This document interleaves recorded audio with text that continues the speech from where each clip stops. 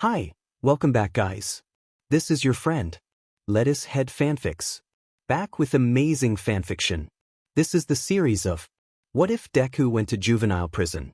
Please give this video a like and subscribe to the channel if you want more videos like this. Now let's get into the fanfic. The guard was nervous. His body was too rigid, his gait lacked fluidity. No, not nervous. As he made his way down with his inmate, soon to be former, soon to be freed, one could forgive the guard for his emotional state. No, he wasn't one of the especially abusive ones. He dodged the mass firings, arrests and incarceration of many that had worked here. He was a garden variety a-hole. The standard for having power over someone that couldn't fight back. He wasn't innocent. He was, however, wicked in the acceptable ways, so he got to keep his job. He'd thought himself lucky for that. He'd still be able to earn a wage, support his family. He'd be able to maintain, maybe even become the director of this place. The relief of having avoided prison, the hope of new opportunities obscured something that should have been frightfully obvious. But it hadn't occurred to him not until word spread. He was getting out. He wouldn't be under their control any longer. He'd have time to plan his revenge. Now, was the guard especially hard on this resident? Only to the degree he'd been encouraged. Had he violated him for minor infractions while giving others a pass? Was he partially responsible for extending a few-month sentence into 5 years? To some extent, but he was only following orders. Sure, he didn't always think it was right, but if the higher-ups wanted the kid to stay, then who was he to question it? He wasn't a bad man. He wasn't. He followed orders. He supported his family. Did he deserve some form of retribution for that? For doing his job as he was told to do it? Did he deserve to live in fear? If you knew a threat to your family was imminent, wouldn't it be right to act? To protect them and all you've built? Wouldn't it not only be right but his responsibility as a man to stop the potential downfall of his loved ones? His wife and his 2 girls? Who could possibly fault him for that? What man would do anything different? He looked over toward his charge. The boy hadn't even looked in his direction, likely caught up in his revenge fantasies. Sick thoughts of what he'd do to all the ones he blamed.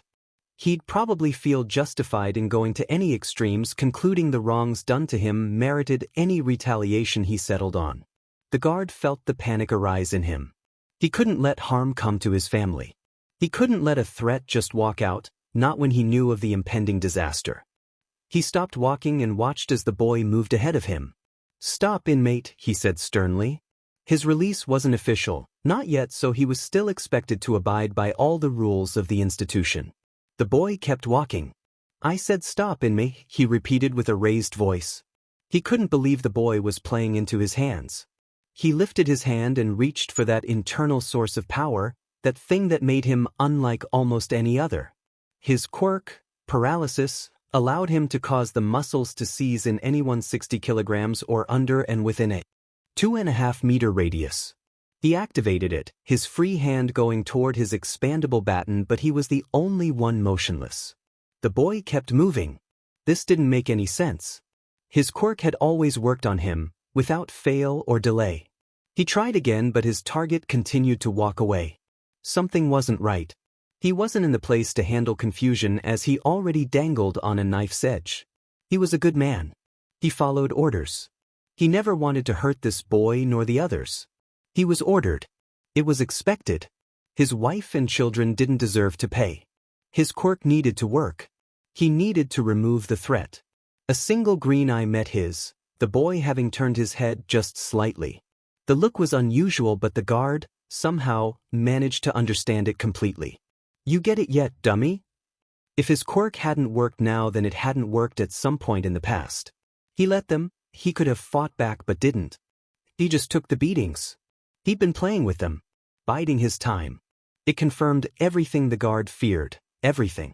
This boy meant him harm, designed to ruin all he'd earned. Extending the baton, the guard speedily walked toward the boy. The villain that lied in wait, taking count of every wrong done to him with no concern over hard-working men that were only following orders. No concern for their families or the ways of the world. Maybe he got the short end, maybe he got more misery than his equitable portion, but no one promised him a fair life. He didn't get to have revenge because he got a raw deal. That wasn't the way of the world.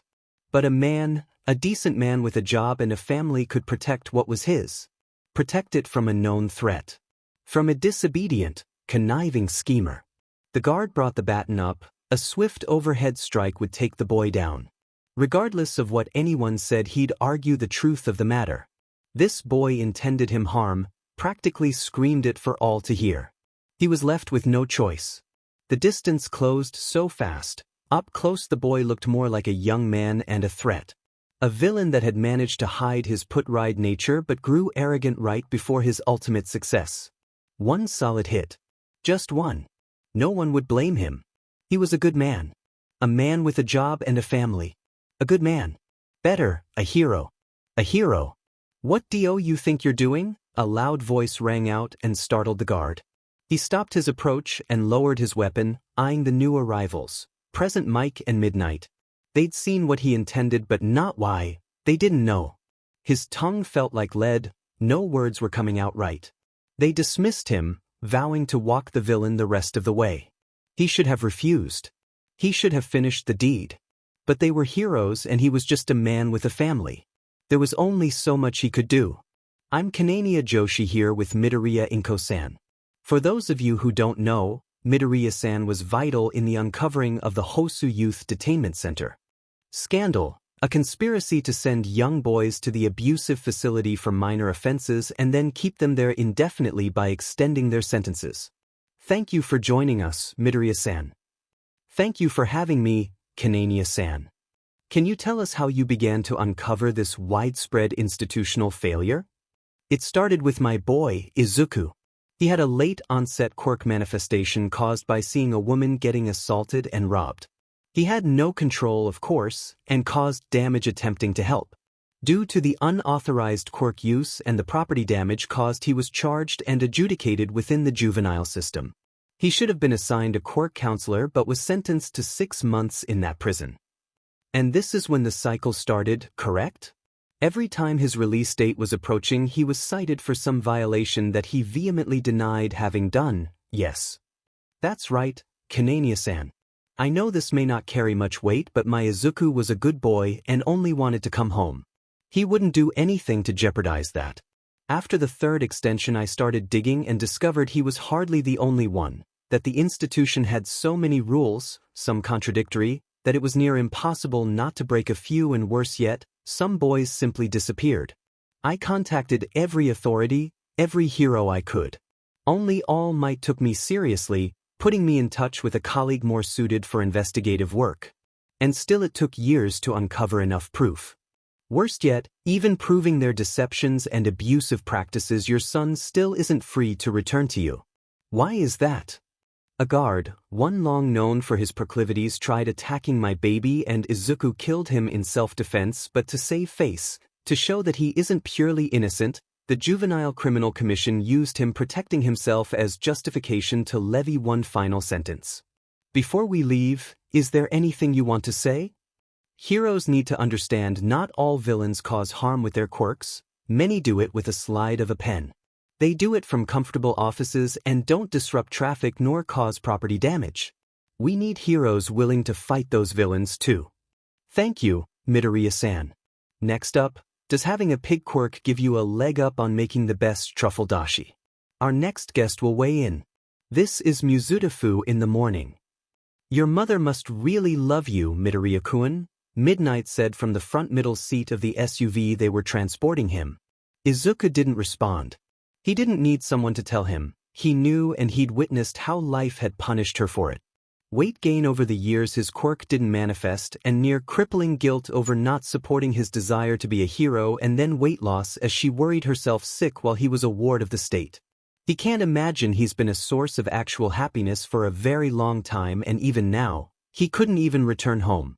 If Midnight minded the non-reply, she said. Nothing of it. The looming awkward silence was dispelled before it could ever truly take hold. Midoriya-kun, while I would like to avoid unpleasant matters, we must discuss the parameters of your release, the principal of UA said. Izuku nodded, though he wasn't sure what was unclear. First, you are in the custody of UA for the duration of your time enrolled there. Upon graduation you will be free to start your career and find housing elsewhere. Between now and then, you must keep your grades to within the top 10 of your cohort and avoid any disciplinary issues. You will be allowed to select your internships, but they must be cleared by us. You will have a daily curfew and must check in if you are going to be late. A failure to adhere to these guidelines may result in placement within a new youth center. Izuku stared out the window as he was, again, told who controlled his freedom. Only the stick is real, he muttered. I'm sorry, what was that? Nizu asked. Carrot and stick, common metaphor to represent incentive and disincentive, but it comes from methods meant to get horses and donkeys to move when they didn't want to. Thing is, the animals never got the carrot, it always dangled just out of reach. Only the stick was real, and if only the stick is real, the trick isn't going after the carrot. It's learning not to mind the stick, Nizu finished. You aren't the good guys here just because you allow a wrong to continue on more comfortable terms. Just another warden, just more Suez, same reins, different hands. Izuku explained, voice so even that the boyishness still cut through. I understand why you feel that way, but you must understand you were drafted into a much larger game. Your experiences were no accident, and while my current solution isn't ideal, it does keep you from a much darker fate. I hope you can trust me on that. Don't need trust. Tell me who they are and point me in their direction. Whatever happens after that is on me and them.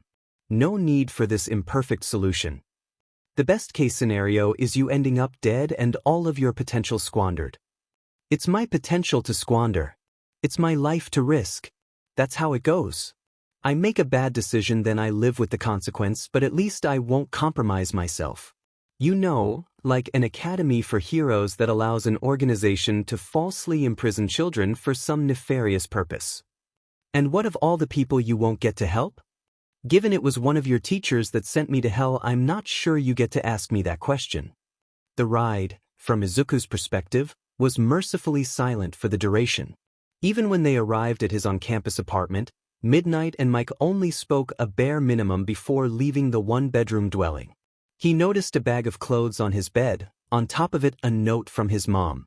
Robotically, he put the clothes away in the closet and various dresser drawers until he came across a picture of himself in an All Might costume, saving his.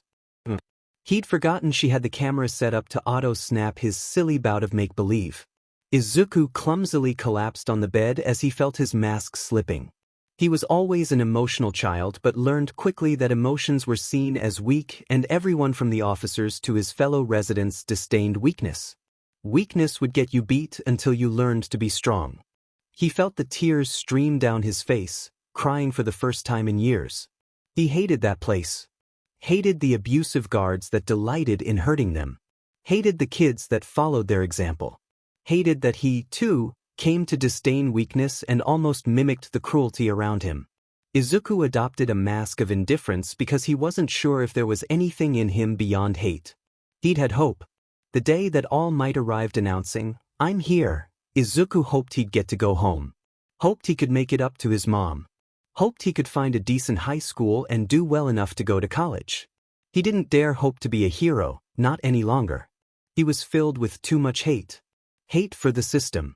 Hate for the people committing small acts of everyday evil with no question nor regard for who they hurt.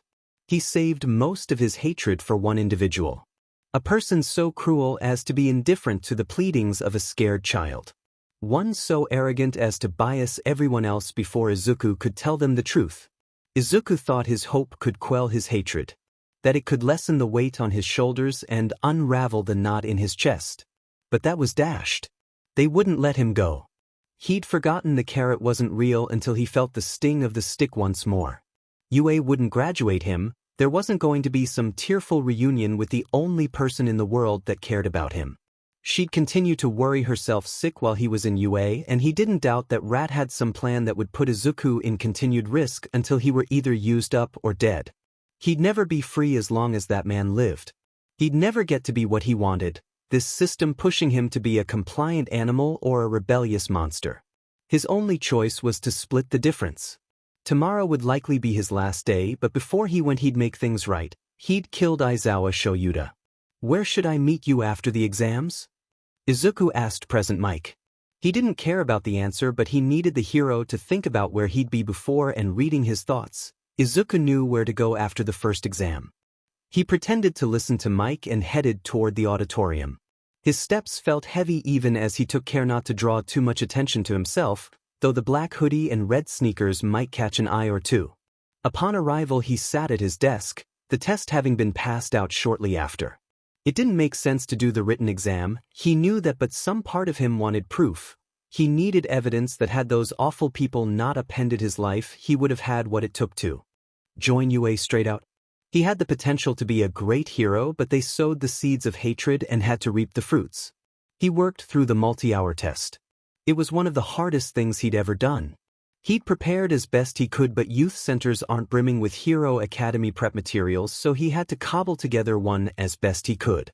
He should have focused more on math, a little less on history, but answered every question. He wouldn't let them say it was incomplete. He soon wouldn't be in a position to combat the lies, but he could follow the directions for this. Sooner than he'd have liked, an end to the PRD was called, and he turned in his work. He wouldn't say he aced it, but he was confident he would have passed. But that could no longer concern him. He pulled his hood over his head and made his way to his final destination. He hated how his body shook, his nerves trying to get the better of them. He couldn't fight the faculty and his body. This had to happen, there were no other ways forward. He deserved justice, and so did his mom. He stopped at the bottom of the last flight of stairs he'd have to climb. The teachers were huddled in an observation room. 15 steps, a right at the top and then straight down. He took a deep breath. This was no different than manipulating the drops of water back in his dorm at the youth center. It's just moving things to achieve an end, and then he'd be free. He began to climb the stairs.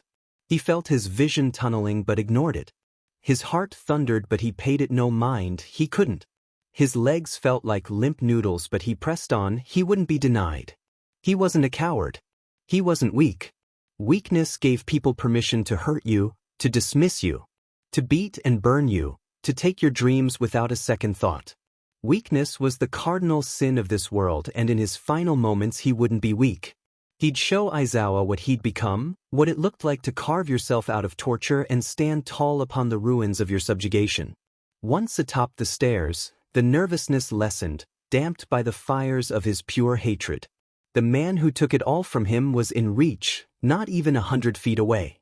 He could do this. He would do this. Too focused on stealing himself, Izuku didn't sense the person behind him, not until his hand rested on the greenette's shoulder.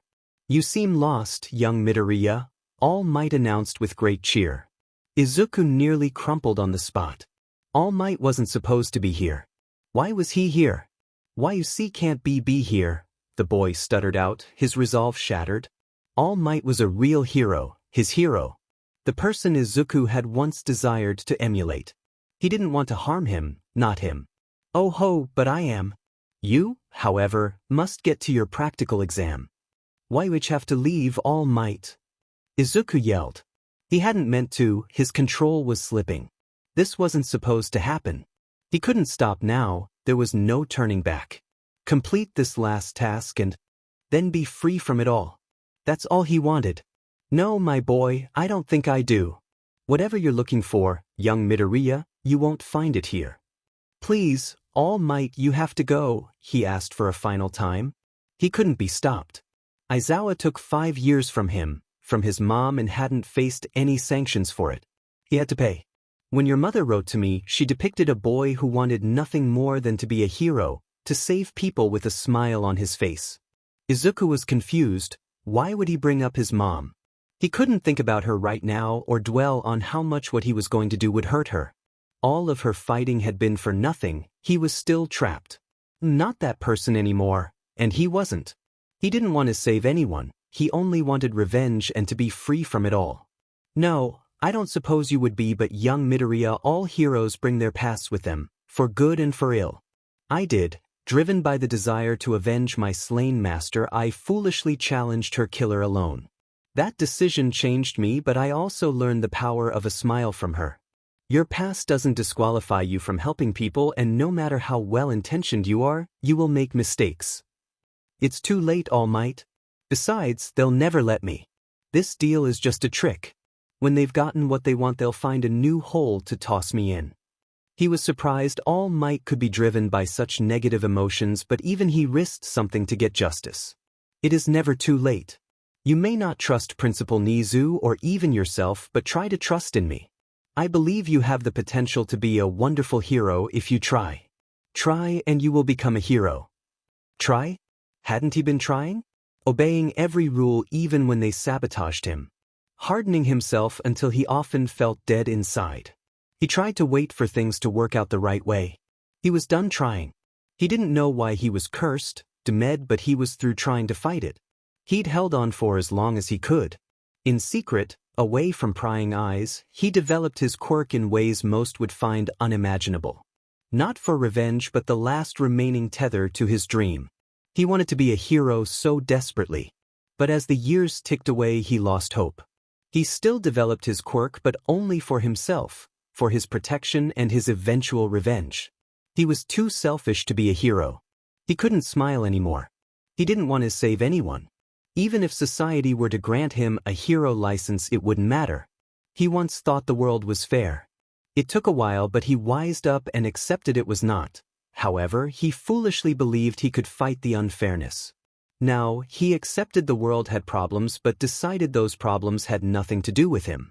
But something in him, some long-suppressed part of him, felt a spark. This was All Might. His inspiration and one of the few heroes he still respected. The man that stormed his personal hell when the fakes went about their lives collecting headlines. His hero was saying he could be a hero. How? How could you possibly know that? Because I am here, young Midoriya. And as long as you are adhering to the requirements of your release, I won't let anyone steal away your dream. Izuku didn't know if he believed All Might. Didn't know much of anything. He felt exhausted.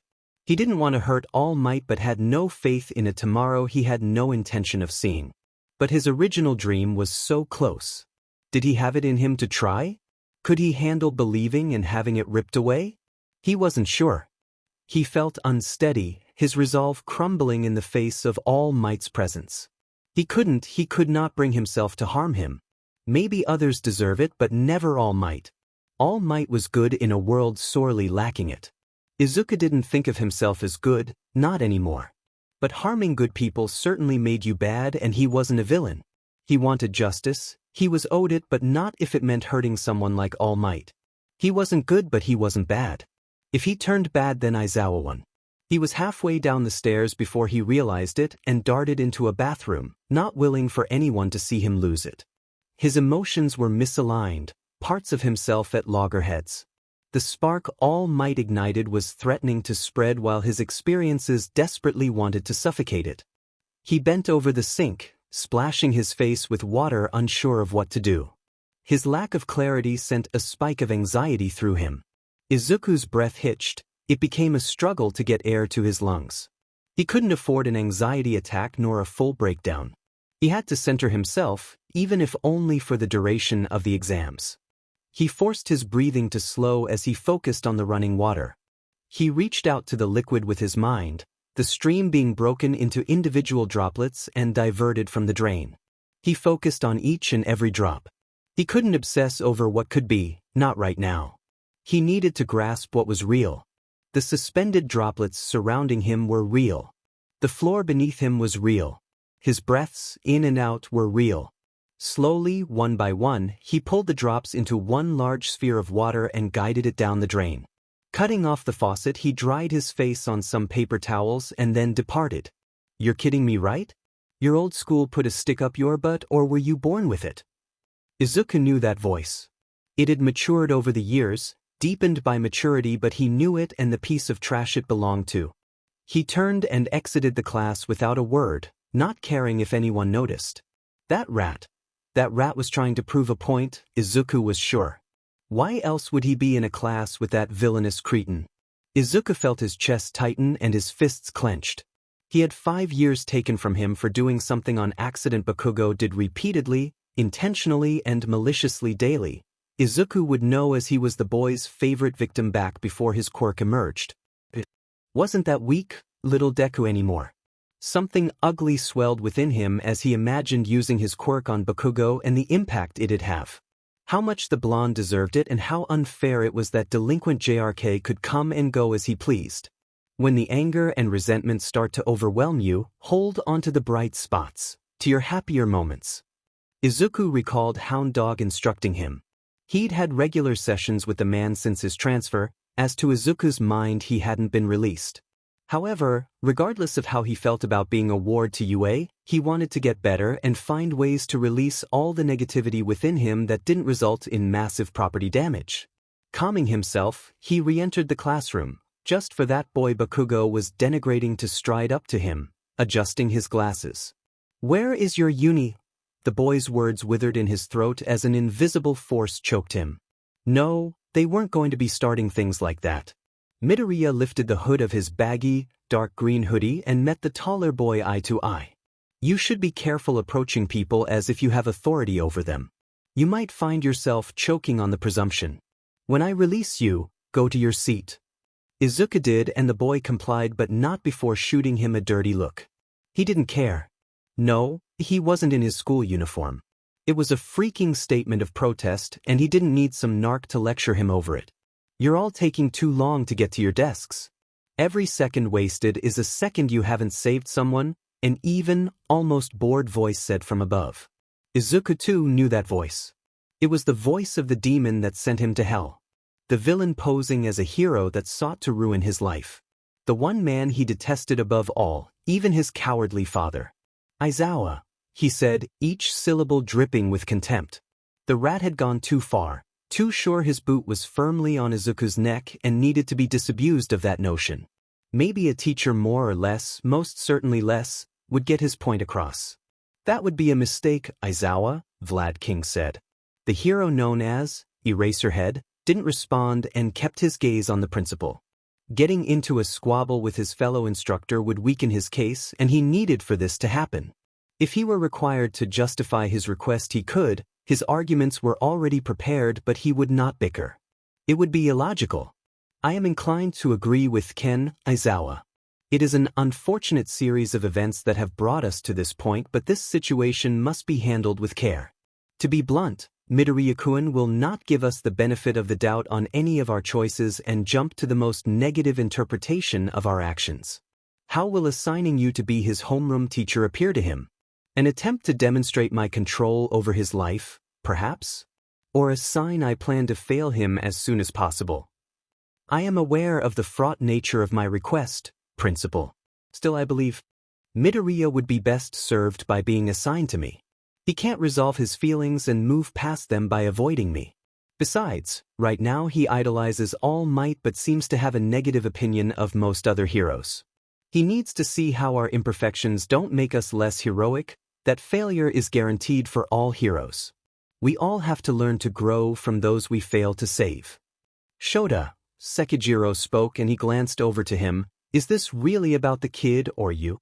I understand wanting redemption, but it shouldn't happen at the expense of, by all reports, a highly traumatized child.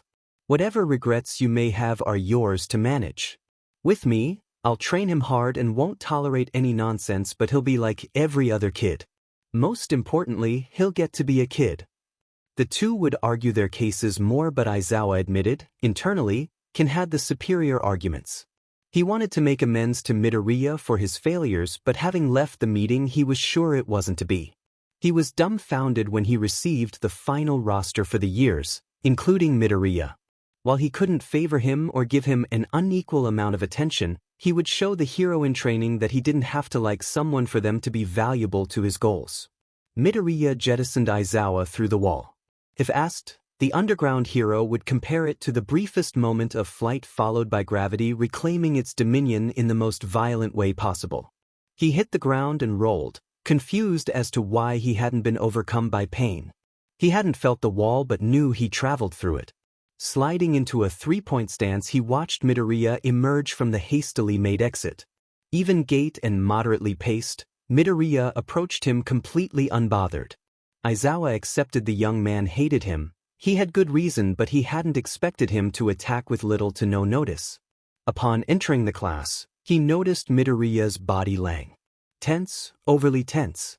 Something had agitated him before Aizawa entered the class. He'd try to reason with the boy, but he'd have to stop this attack.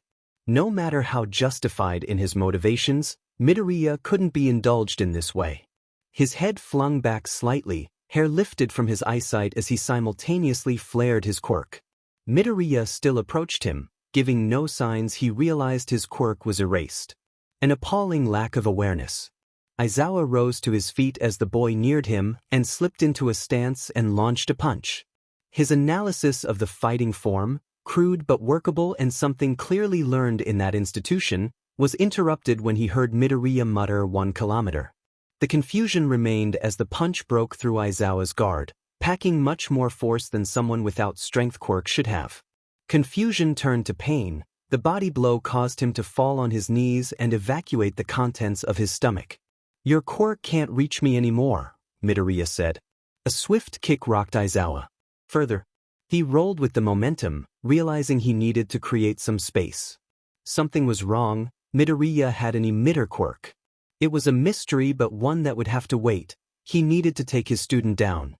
Aizawa pulled at his capture weapon and prepared to char. "Why do you attempt to create distance?" he heard Midoriya say before he disappeared, and Aizawa felt pain again, fell again, on his knees again. "When I can reach you in a second." "Midoriya, you have to stop," Aizawa advised.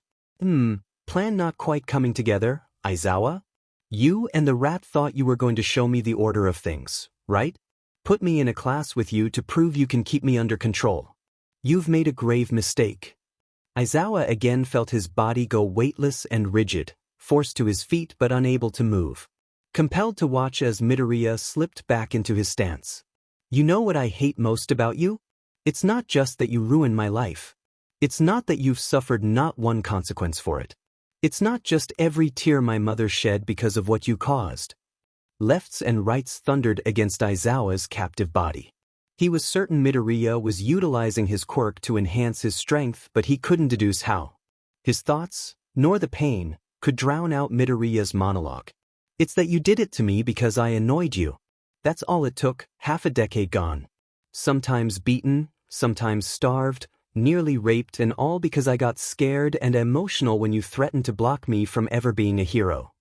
Midoriya had transitioned from using Aizawa as a heavy bag to slowly choking him. His abused lungs were burning, vision starting to narrow.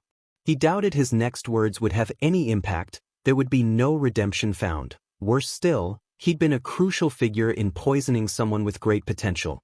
He'd robbed society of a hero and created a villain. I was wrong, Midoriya." The cloaked teen stood eerily still for several moments. A false calm swept through the area before it was shattered. "You think I'm the villain?" Midoriya asked. Aizawa knew he hadn't spoken those words aloud. Telepathy was an even rarer quirk than telekinesis. To both. "Stop worrying about my quirk and answer me." Aizawa, despite himself, felt compelled to obey, his free will momentarily stripped from him. "Why yes, Midoriya. This isn't what heroes should do. It's not justice but revenge. You admit you were wrong but feel you shouldn't suffer for it? No consequence for the series of events you initiated, for the harm you carelessly caused? You're all alike. Shifting blame, taking no responsibility. I was only following orders, I was only doing my job. I didn't make that decision, I didn't do the really awful things. Somehow no one is truly accountable, but I'm the villain. If I'm the villain, then you're a demon made flesh. Go back to hell." Midoriya straightened out one arm, 2 fingers pointed toward the sky. Aizawa felt a concentration of energy and saw a sphere being created. He didn't know what was about to happen, but he was confident these were to be his last moments. He'd sought to make peace with the boy, he'd hoped to redeem himself. Ken had been right at the first pushback he'd hid under his identity as a hero. Even if only internally, he'd dodged responsibility. It was only now that he could really see Midoriya. Just like that day, one he could barely remember. More than anger, more than hatred, the boy was scared. Scared to trust, scared to believe. Scared that anything he gained within UA or larger society would be taken from him. He wouldn't learn the mysteries of Midoriya's quirk, but it was clear it was the sole thing the teen did believe in. Aizawa watched as Midoriya ceased his attack as his shoulders sank, an utter look of disgust marring his boyish features. The newly formed Class 1A sat in mutual confused silence, though not all for the same reasons. Most were shocked by seeing a student openly attack a teacher with zero prompting. While the incidents involving Midoriya Izuku's incarceration had been widely reported, nary a mention was made about the hero that made the initial arrest. It became obvious who it was for the more astute. The question was, should they intervene? A desire to be heroes conflicted with a society that instilled a strict sense of restraint when it came to their quirks or involving themselves in hero work. It felt wrong to remain passive, especially if their teacher were at risk of serious harm. The more they debated internally, the more the bystander effect took hold. Each waiting for one to act to give a clear sign it was okay to. All but one. Bakugo Katsuki had seen a ghost from his past.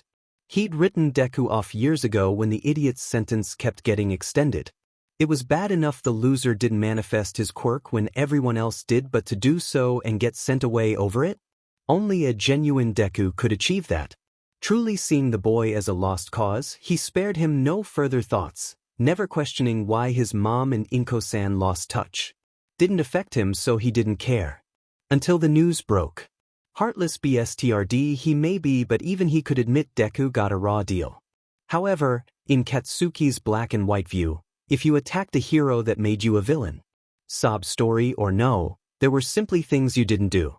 That Deku and he briefly grew up together meant if he took him down it'd only add to his origin story. A story that would befit the future #1 hero. He, again, had to be the one to put Deku in his place. Resolute, Katsuki stood from his desk and charged toward the hole in the wall.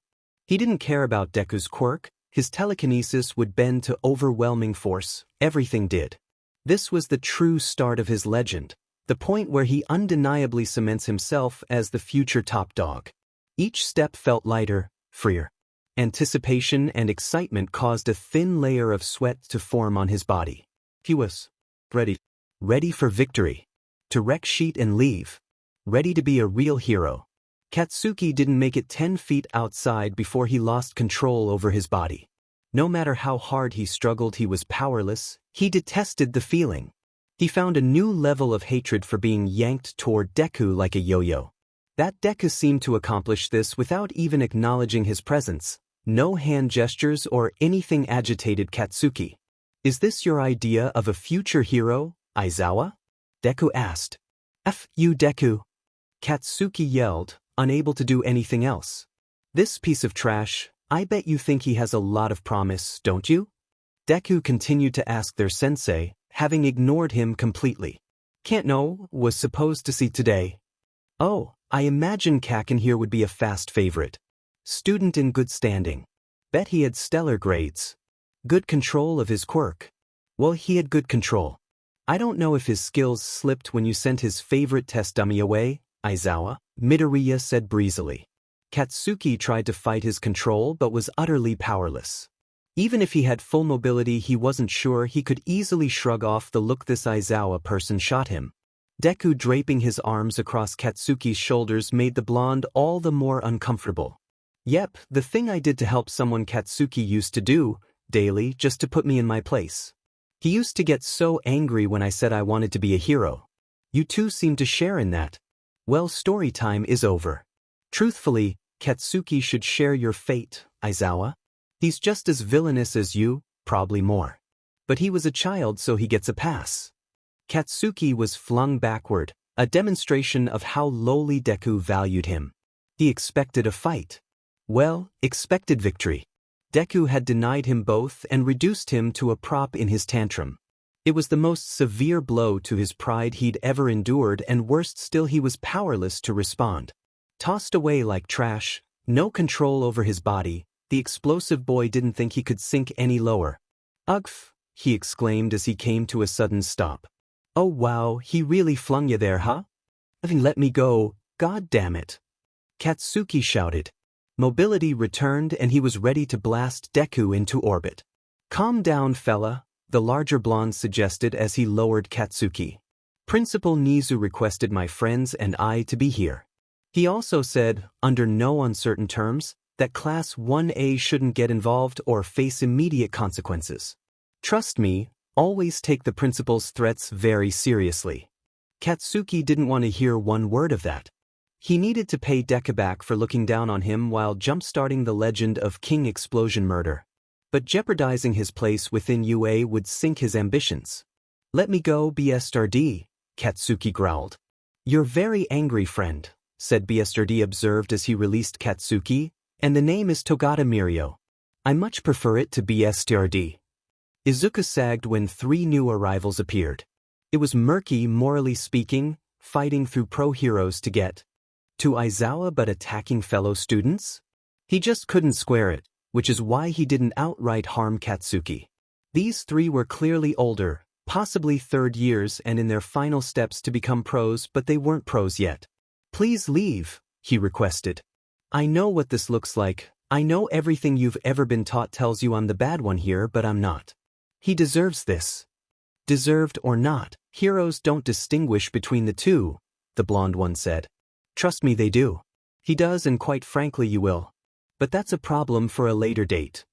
"You're much too cynical to be so young," the blue-haired girl said. He wouldn't deny the charge. He also had no desire to explain his life's story endlessly. It was all rather moot anyway. Izuku did a surface scan of their minds. He didn't like doing it to non-enemies as it felt deeply unethical. That commitment also meant his telepathy was much more underdeveloped compared to his telekinesis. He sagged further. Apparently, these 3 were a big deal, a trio known as the Big Three and the best UA had to offer. Permeation, energy manipulation, and matter recomposition. Those were some good quirks, incredibly versatile especially if diligently trained. Izuku stopped himself from going down a rabbit hole. He could think about the quirks later. Besides, they were secondary concerns. Nizu sent them here, not to stop him but to collect him. The principal didn't believe he'd actually kill Aizawa, at least that's what he told the set of students. Izuku was put out by that. He'd totally waste Aizawa if people would stop interfering. He would. But he couldn't now. Those students would intervene and he'd have to repress them, something that Rodent planned for. This was all within his plan. Izuku didn't enjoy feeling manipulated and decided he'd have a talk with the head of UA. "Can I go straight to him or do you have to escort me?" Izuku asked and Togata-san smiled. "Go on, we'll help Aizawa-sensei." Izuku nodded and disappeared from view, foregoing any delay. "Whoa, he's fast," Nijire observed. "I think that was teleportation, Nijire-chan," Tamaki suggested. Nijire's cheeks puffed in embarrassment. "Well, that's still fast, Tamikun. Would you help me get to Recovery Girl?" Aizawa asked, but the 3 students heard the command. Mirio helped him up and the quad departed. "Aizawa-sensei," Nijire said, getting the instructor's attention, "why didn't you erase his quirk?" "It just never occurred to me." "Oh. She means well," Tamaki whispered. Aizawa didn't disbelieve that he also couldn't find it in himself to give a DMN. Regardless of his history, there is no excuse, a tall, glasses-wearing boy stated. Achiko frowned at the boy's words. She shouldn't, she reasoned.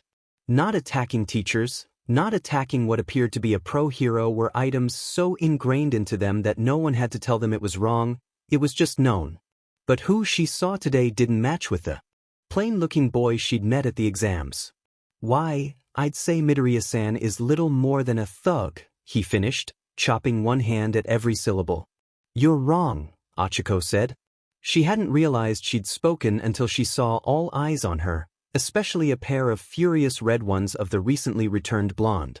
She started to feel self-conscious. She hadn't wanted attention. They were expecting her to follow up. She really didn't want to.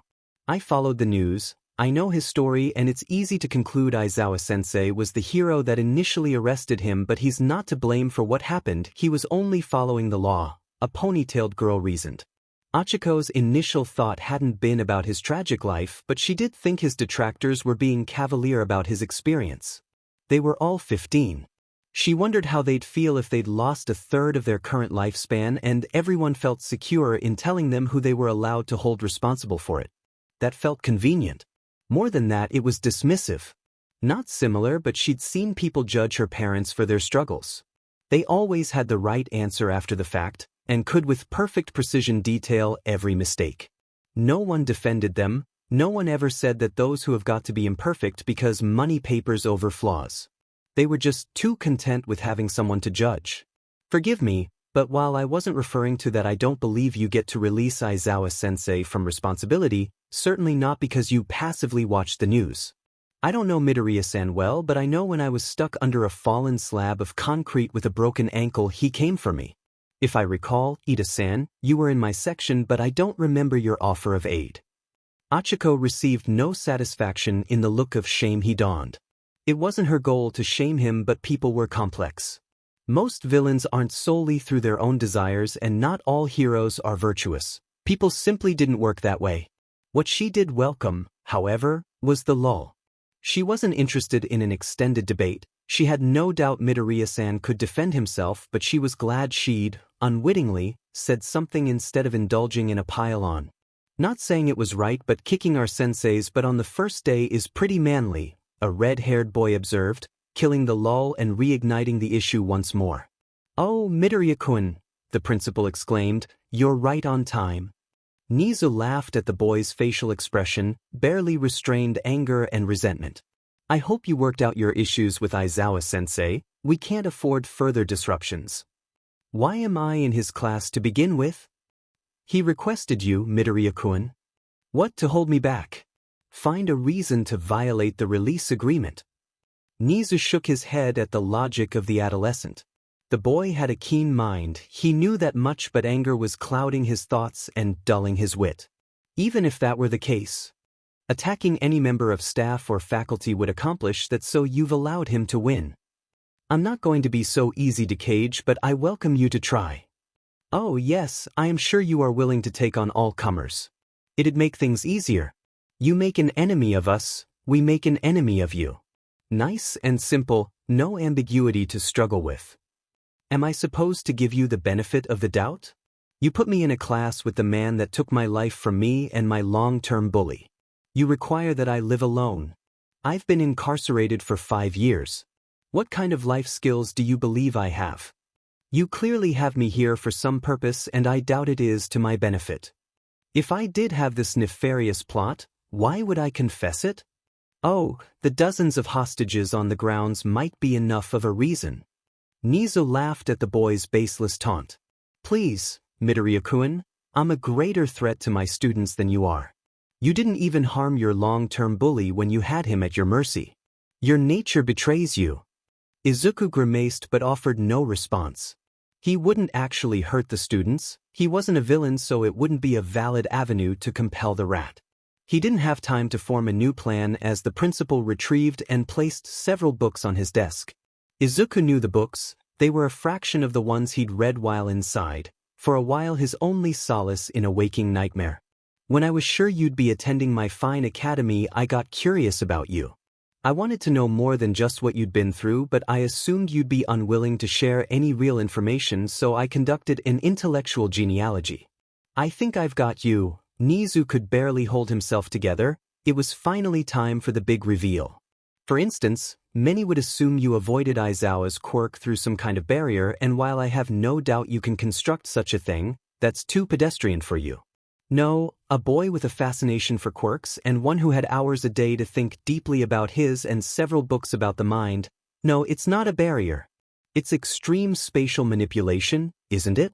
Right now, it would seem I'm not but a few meters from you. However, in an instant it could be what? Infinite, Izuku muttered. He'd underestimated high spec, clearly. Infinite? Amazing. And that's how you augmented your strength? Yes. Izuku heard the rhetorical nature of the question, so remained quiet while the principal rifled through the books. Ah, yes, basic science.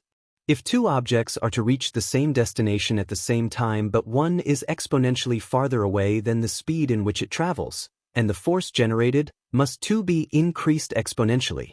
What an elegant solution, but that's not all, is it? No, Izuku admitted. That sphere you were creating was a vacuum within occupied space, one that would be hastily filled with surrounding matter, which included Aizawa. Is it safe to assume you can achieve the opposite effect as? Well, yes. Of course. Nizu was extremely pleased. Midoriya could go far if he could help the boy get a handle on his issues. The biggest impediment was, rightly, Midoriya didn't trust anyone except for his mother and All Might. The second biggest impediment was him being 15. Brains still developing, rampaging hormones, and prone to impulsivity. Nizu needed the boy to trust him to some small degree. They could build from there, but right now he was an enemy and Midoriya was looking for any faint sign of oncoming betrayal. It slowed his plans, and that's the exact opposite of what needed to happen. He didn't sigh, humans did that, but the enormity of his challenges were not always easy to bear. He had to keep this young man free from the HPSC's grasp while also keeping said boy from erasing said commission from existence. Then there was the all might of it all. Midoriya-kun, I know you are not liable to trust me, but we must forge ahead. I do not care if you like or even forgive Aizawa. Shota is a good man but one prone to overvaluing his own assessments. A good kick in the rear will benefit him in the long run. Wait, if I'm not supposed to mend fences, why am I in his class? Because despite his faults he's a fine educator. He will help you become a better hero. You don't have to like him for him to be beneficial to you. If nothing else, learn this lesson as fast as you can. Not all allies are people you'd share a cup of tea with. Right now you have access to some of the best resources the heroing profession has to offer.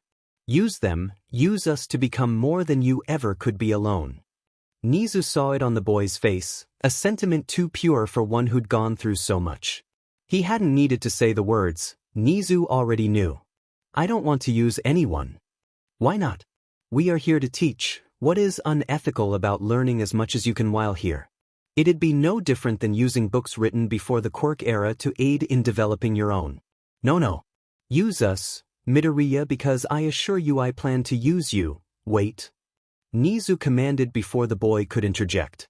I mean you no harm, Midoriya-kun, but you have great abilities and even greater potential. You also are coming of age during a time of great upheaval. All Might is employed at UA not just to teach the next generation but to find a successor. He won't be a hero for much longer. All Might is going to retire? Yes, but not just retire. Midoriya-kun, what I am about to reveal to you is known by only a handful and could cause serious repercussions if it ever got out. I'm extending this trust to you despite knowing how you feel, but this goes beyond that. This is about All Might's quirk, one for all. Bright lights and bodily fatigue greeted Shota upon his return to the waking world. They were much preferred to the cracked ribs and battered torso he'd previously endured. He thought back to the attack and the young man who delivered it. It was worrisome that Midoriya could negate his quirk, more so that Shota had no real understanding of how. Then there were his other students. What, if anything, should he do to Bakugo? Would he have trouble controlling the class? Had they lost respect for him already? Really, Aizawa? Letting a child whip you like that? Similar to how Recover Girls seemingly had. I didn't let him, he just didn't give me a choice in the matter, Shota justified. He received a dismissive scoff for his efforts. He remembered when that old woman used to be nice. Her bedside manner had really gone to seed. Her quirk was second to none, though, so he'd take her sour disposition for the healing. Where are my students? Shota asked. Hizashi-kun got them for you and took them to the first part of orientation. Such a waste of time, Aizawa muttered. Yes, wouldn't want the kids to know the resources we have for them on location nor where said resources are located. It's called a map, Aizawa responded. It's called a personal touch. These are children, Aizawa, not adults. And before you respond with some comment about how they are future heroes, yes they are. They are also children. Maybe if you remembered that you could have avoided the unfortunate circumstance that befell you earlier. That caused him to sink back onto the exam table. His first meeting with Midoriya had been disastrous. He was lucky it hadn't been worse. Was he doing the right thing? Should he transfer Midoriya to Vlad King and just let him be? What's going on in that sullen head of yours, Shota? Recovery Girl asked, the clipped tone replaced with concern. I want to make things right with Midoriya, but I have 19 other students that need me and I really don't remember him, not really. For him, that day was reality-shattering. For me, it was Tuesday, so I only have the reports and Midoriya's impression to really go on. What do the reports say? I recommended 6 months of supervised quirk counseling and a mark on his record that would be expunged by the time he would start applying to hero academies if he had no other incidents.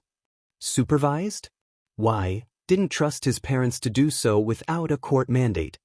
The officer's notes state, I assumed the kid was simply showing off when he intervened, and when he started throwing a tantrum I figured he was some spoiled brat not used to being held accountable for his actions. I've seen so many kids hurt themselves, others, and damage property trying to play hero. Aizawa explained, leaving out Midoriya's insistence he was influenced by his annoyance with the emotional boy. He didn't want that to be true, it wouldn't be rational. So, you made some faulty assumptions, and however minimal, they produced a negative result. What are you prepared to do? I want to help him become a hero. You do that anyway, it's your job. You helped cause an injury, Shota, but like so many you think nothing of how to heal it. You want to help him now? That's convenient. The damage has been done, but you want to look toward the future. That's not how trauma works, and I'd resign on the spot if that boy wasn't dealing with a string of traumatic incidents with his only recourse to push it down. Before you ask, there are no easy answers. I don't know what the young man needs. I don't know what he needs from you, or if he's even in a place to accept it if you were to give it to him. This isn't like setting a broken bone. I need to figure it out. Before, I wanted to because it was the right thing to do, but now, he's powerful and I'd hate to see him set on the wrong path. That's the wrong attitude, Shota. You do it because you caused harm, not to prevent an outcome you have no control over. Shota stilled for a moment. He could see the logic of her words, and coming from a healer it made sense, but he had larger responsibilities. It was unfortunate but unavoidable. He couldn't let Midoriya go bad. Whatever he owed the boy, he owed society more. Unbeknownst to Shota, Chiyo was discreetly analyzing his body language. The aged pro concluded rather swiftly that her words hadn't hit the mark. He would continue on as a hero, it was more comfortable that way. She lamented that Shota would have to learn the hard way that Eraserhead couldn't solve this. Shota's failing was, primarily as a man, his inability to accept that would doom his efforts. Just like his students, he'd have to struggle to truly learn this lesson.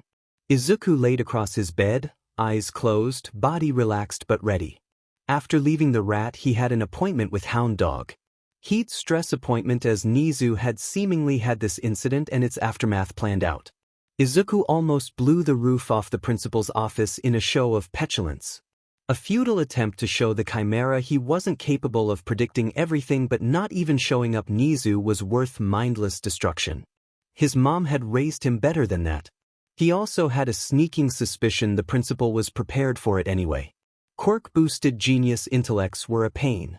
Instead, he swallowed his frustrations at the clear manipulation and talked to Hound Dog Sensei. It helped, he had no problem admitting, and he wondered if his telepathy could be used therapeutically. He much preferred that thought to the more offensive alternatives. Most were hypothetically, but still he feared what he could really do if he set his mind to it. Speaking of his mind, it explained his current position. He was misaligned and needed to regain his internal balance. When he first started meditating, he had no real guides but found the words of a renowned martial artist from the pre-quirk era. As he laid there, he muttered the words that had helped him so. A deep breath filled his lungs, but he remained relaxed. Empty your mind. Be formless. Shapeless. Like water, he whispered and then exhaled. If you put water into a cup, it becomes the cup. You put water in a bottle, it becomes the bottle. Put it in a teapot and it becomes the teapot. Water can flow. It can crash, be water. Inhaling and exhaling after each statement, he found himself feeling centered, able to adapt to all around him. Strength and flexibility of mind and boy. And soon he found himself in a state of thoughtlessness. The stress of the day, the unanswered questions and schemes surrounding him bled away. For this moment, he knew where he was and what he was. He arrested all thinking, not attempting to do anything, simply being for as long as the outside world could be held at bay. This sensation, this state was often his only reprieve from that hell.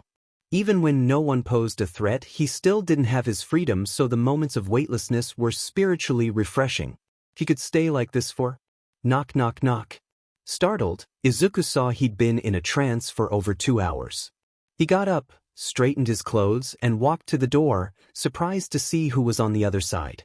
"Mom?" he exclaimed, but she was wrapped in a hug before she could ever respond. "Izuku, you're crushing your groceries," she said with a giggle. He broke apart, saying nothing of her unshed tears. "Come in," he welcomed her as he took the sack to the kitchen. Inko sat on his midnight blue couch, sitting her purse on his oblong coffee table. "I'm happy to see you, Mom, but you don't have to buy me groceries. Lunch Rush handles my meals." "Well, what about if you get hungry and he isn't around? Besides, it finally occurred to the principal that maybe I hadn't taught you everything you need to know to be a functional adult." It likely occurred to him around the time I yelled it in his face, Izuku confessed. Inko grabbed at the hem of her salmon-colored jacket, a nervous tick Izuku hadn't missed. "I know you don't want to be here, but it's the best place for now. Besides, attending UA was always your dream." "People change, dreams change," Izuku said softly. It was an unwelcome inversion as he remembered when his mom couldn't bring herself to support his becoming a hero when his quirk hadn't manifested. He would eventually understand. She could only see all the ways he could get hurt and had no way of avoiding them. He didn't hold it against her, and if he ever had, she'd certainly made up for it. "Be honest with me, Aizu, do you really not want to help people anymore?" "Of course I do. But talking to Hound Dog Sensei got me thinking I could use my telepathy to help people process their trauma. I could be a psychiatrist. That's a respectable profession with no danger." Izuku felt lighter when his mom smiled. He knew she would like the idea. It was a good idea and he didn't need to attend UA to achieve it, or at the very least he didn't need to be in the heroics program. And what happens one day you're coming home and some villain is attempting to rob some poor woman? Or a train malfunctions? Or a building is on fire? Will you just walk away? Say, "Oh, I'm no hero and I've clocked out for the day, but if anyone needs to talk about it tomorrow I'll assist." Then, he wanted to say yes. He wanted it to be the truth. Or if not the truth, he'd love to be able to lie convincingly, to himself or his mom, he wasn't sure. But he couldn't. He'd help. He wouldn't be able to live with himself if he just refused to help when he knew he could. And he'd soon be labeled a vigilante for his trouble. Izuku sank into the couch. All Might told him he could still be a hero. His mother didn't truly believe he could be anything else, at least not solely and not for long. But the path was littered with people, and Nizu seeking to use or control him. A soft hand cupping his cheek broke him from his thoughts. "Whatever is troubling you, you have time to figure out what kind of hero you want to be. Now, enough of that, we need to start dinner." "Katsudan?" Izuku asked. Inko laughed. "No, if I taught you how to make that first you wouldn't make anything else. Now let's go." Izuku rolled his eyes but departed from the couch, glad to have this time with his mother. Minoru Mineta was, well, a coward. He'd admit it. His resolve for being a hero was rooted in overcoming his natural detriments in bagging him a baddie. He's talking about a girl with more but than sense, and yes, he'd copped to being a stone pervert. No point in denying the obvious. He was also smart. Smarter than most people realized, not being able to look past his character defects. This brought him to his classmate Midoriya. Most of the class were suspicious of the boy that attacked Aizawa-sensei. However, it wasn't until said sensei effortlessly put Bakugo in his place during the quirk assessment exam did they have anywhere near a proper gauge for the feat. He either had a supremely powerful quirk or had trained obsessively to refine his control over a rather mediocre one. While not an avid quirk analyst, Mineta knew that top heroes tended to fall into one of the two camps. And for the first exercise in their heroics class, you'd think he'd be pretty scared of his partner. Admittedly, the guy was kind of a cipher. He didn't talk much, kept to himself, and even now seemed to be somewhat distracted. He seemed more interested in his hero uniform, one Mineta would, begrudgingly, admit was pretty cool. Silver boots, black pants and shirt with a dark green BRST plate and a rose-red MA1 jacket. Mineta was a keen observer. What would be the point in being an oblivious pervert? So he saw the genuine excitement in Midoriya's face when All Might entered the room. Even now, he just seemed like a regular kid. Mineta admitted, internally, if anyone sent him to a 5-year sausage party and he had the power to waste them, he'd seek bloody vengeance without the smallest hint of regret. "Hey, what's the plan?" the diminutive future hero asked his partner. Midoriya turned and looked at him before answering. I don't know, you tell me. I don't know either of their quirks, so it's hard to plan something with no information. Does it matter with your quirk? Can't you just do what you did to Aizawa-sensei? Easy win. He didn't expect Midoriya to laugh in response, but he did. I don't see what you'd get out of that, he explained, and Mineta realized he had one of those types. The I can't just give you the answer types. Degooders. He didn't press anymore, figuring Midoriya would risk them losing before he'd just do everything himself. Todoroki has a pretty powerful ice quirk, at least from what I saw, and Koda can talk to animals. Midoriya hummed. You get a feel for their personalities at all? Todoroki is a silent, standoffish, pretty boy. One of those two cool types. Koda seems very shy. Those were a lot of adjectives for Todoroki-san. Give a guy a break, he's like my antithesis. Mineta defended, earning another series of laughs. Fair enough. Those quirks don't mesh well if both are offensively minded, and if Todoroki is like what you say, he may want to end it himself with a big showy move dash. Which you'll stop, right? Mineta asked, hopeful Midoriya would be stoked to take on one of the potential top students. No, don't quite see the need for that yet. What's your quirk? These balls on my head are super sticky to anyone but me. They regenerate, but I have a limited number. You got a weight limit? Does it increase if you stack the ball? How long does the adhesion last? Mineta was somewhat taken aback, in surprise not discomfort. No one ever really asks him about his quirk once he gives the bare-bones explanation. It isn't flashy enough for them to care. He goes on to answer the questions as the two craft a hastily made plan. Sooner than Mineta would have liked, All Might called a start to the exercise. In a blink, the temperature of the building plummeted and the room was covered in ice. Mineta stared down at his partner, the smaller boy suspended in the air via his quirk, that very same quirk having hung the bomb from the ceiling. 3 columns of 4 balls supported the front, back, and middle. Midoriya was suspended in air himself, levitating via his own quirk. So, I should probably handle this next part unless you want to go, Midoriya said.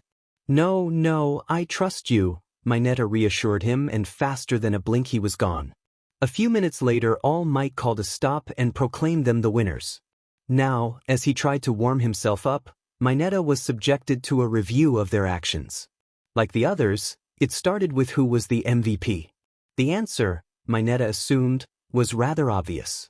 The initial wave of silence reassured him of that. Until it dragged on. And on. Until Ida spoke. I don't think there was one, All Might sensei. Oh, explain, young Ida. All Might boomed. Mineta definitely wanted an explanation. Well, Todoroki-san didn't have much of a plan nor a backup for if his initial attack failed. Koda-san, no offense, didn't do anything. Mineta-san did as Midoriya suggested, but he went on to showboat, and that's unbecoming. When did I showboat? Midoriya asked, finally paying attention. Least from what Mineta could tell. When you asked Koda-san if he wanted to try knowing he'd already lost. That's shameful. It was a training exercise, we don't get much out of it if we don't fully participate. Besides, imagine being so petty you wouldn't let a classmate get critical feedback from All Might because you just have to win. Childish. Midoriya spat the last word. Okay, enough. All Might cut in before things could escalate. I agree that young Midoriya was the MVP, but there was room for improvement with you all. Let's discuss. So, how are you adjusting, my boy? All Might asked. He dropped his muscle form and donned a simple gray suit instead of his Gold Age uniform. I think I've alienated most of the class, so not well, Izuku responded honestly. He didn't want to put off his classmates. He wasn't searching for a best friend, but it wasn't his attempt to court their antipathy. Give it time, young Midoriya. While not protected from every heartache, many have been sheltered from the harsher realities. Winning a school exercise is big stakes for them. They'll mature. I'm sure you're right, All Might dash. Toshinori when I'm like this. Or Toshi if you prefer. Izuku nodded, his attention fading to internal concerns, something All Might noticed. You seem distracted, young Midoriya. Have been since you arrived at the gym. What's going on? Izuku started to deny it or say it was nothing but hesitated. This was All Might. If he had to trust someone, couldn't it be him? Besides, attempting to uncover every aspect and element of Nizu's plot was draining. He didn't understand why All Might wasn't mad or swearing him to secrecy. But those were secondary concerns to what had been on the forefront of his mind. Where did they disappear to? Izuku questioned. He didn't need to explain who they were, the hero beside him knew. There are villains in the world, young Midoriya. Izuku was listening but couldn't hide his confusion. Yes, there were villains and an entire profession created to subdue them. But there are people worse than the most dedicated villain. Bad men, real bad men. Men so insulated that not even at my peak could my fists reach them. Why not? Because I chose to be a symbol. The thing about symbols is that they rarely wield themselves, and the era of peace I perfected myself to achieve ushered in an age of suppression. People not allowed to master aspects of themselves unless they dedicate their lives to service. There has to be a better way, young Midoriya, but my time is quickly coming to a close. It was surreal to hear the man he'd idolized for so long talk to him like this, like an actual person. One that was tired, worn down by his choices and looking toward the end. It hurt, mildly, to see All Might lamenting his legacy. It wasn't perfect, what in this world could be, but he gave people hope. Hope that they could be more, better. Hope that somewhere out there someone cared. You know, heroes weren't very popular at the center. All except one. Kids hardened before they got there or hardened by the experience would talk trash day and night about the preening heroes that couldn't handle a real fight. Fakes, they would say. All but one. Even those ready to give up on believing in anything still believed in you, All Might. And then one day, there you were. Taking down the villains, letting nothing stop you. And then you said it, I am here. At that moment, we weren't the forgotten anymore. We were what those guards tried so hard to make us believe we were. We weren't worthless, we had value. We were worth saving. You gave us part of our humanity back. All Might patted him on the shoulder and favored him with a smile. That was one heroic speech, young Midoriya. You're well on your way to becoming a fine hero. Now, I hate to cut this short but I must go. Izuku nodded. He hadn't meant to take up his time anyway, but he appreciated it all the same. So much so he hesitated to say his next words. I understand you don't want to tell me who was ultimately responsible for keeping so many of us in that prison. Unfortunately, I can't stop at no. Something bigger is on the line now. Just be careful, young Midoriya, All Might said, defeat saturating his tone. Just remember, when you stare into the abyss it stares back. Being here protects you, but only so much. Izuku nodded once more. He hadn't planned to go off half-ped, but it was clear he needed to go beyond caution for as long as he could. He would, to the best of his abilities, but this was about more than just revenge now. He had to find him. Izuku stifled a yawn with his hand as he waited for the start of another day. He wasn't overly tired but preferred the company of his bed. He'd spent much of the evening trying to work a game plan, but he had virtually nothing to go on, so nowhere to start. The task would be daunting, but he'd do all he could to succeed. He laid his head down on his desk. Aizawa would be here soon, he wouldn't bother trying to grab a micro nap. The coolness of the desk, however, felt nice and momentarily cut through his own thoughts. There were so many, all sparked by a simple note that came with his hero outfit. A little present to help you stay ahead of the game. K, the older boy that looked out for him when he arrived at the center. Midoriya hadn't adjusted well, anxiety-ridden and scared of his own shadow. He got picked on, beat on, and ostracized. K, always just K, approached him and propped him up. Taught him the basics of fighting along with a few other pearls of wisdom. Izuku knew he wouldn't be half of what he was without his friend's aid and protection, but like so many he just disappeared one day with the guards pretending he never existed. Pay attention all, Aizawa commanded. Because good morning was too hard, Izuku reasoned. For homeroom you'll select your class rep. Izuku heard most of the class exclaim how normal that was. He hadn't considered what kind of impression Aizawa left on the rest of his students, but he surmised hobo cosplay enthusiast might be one.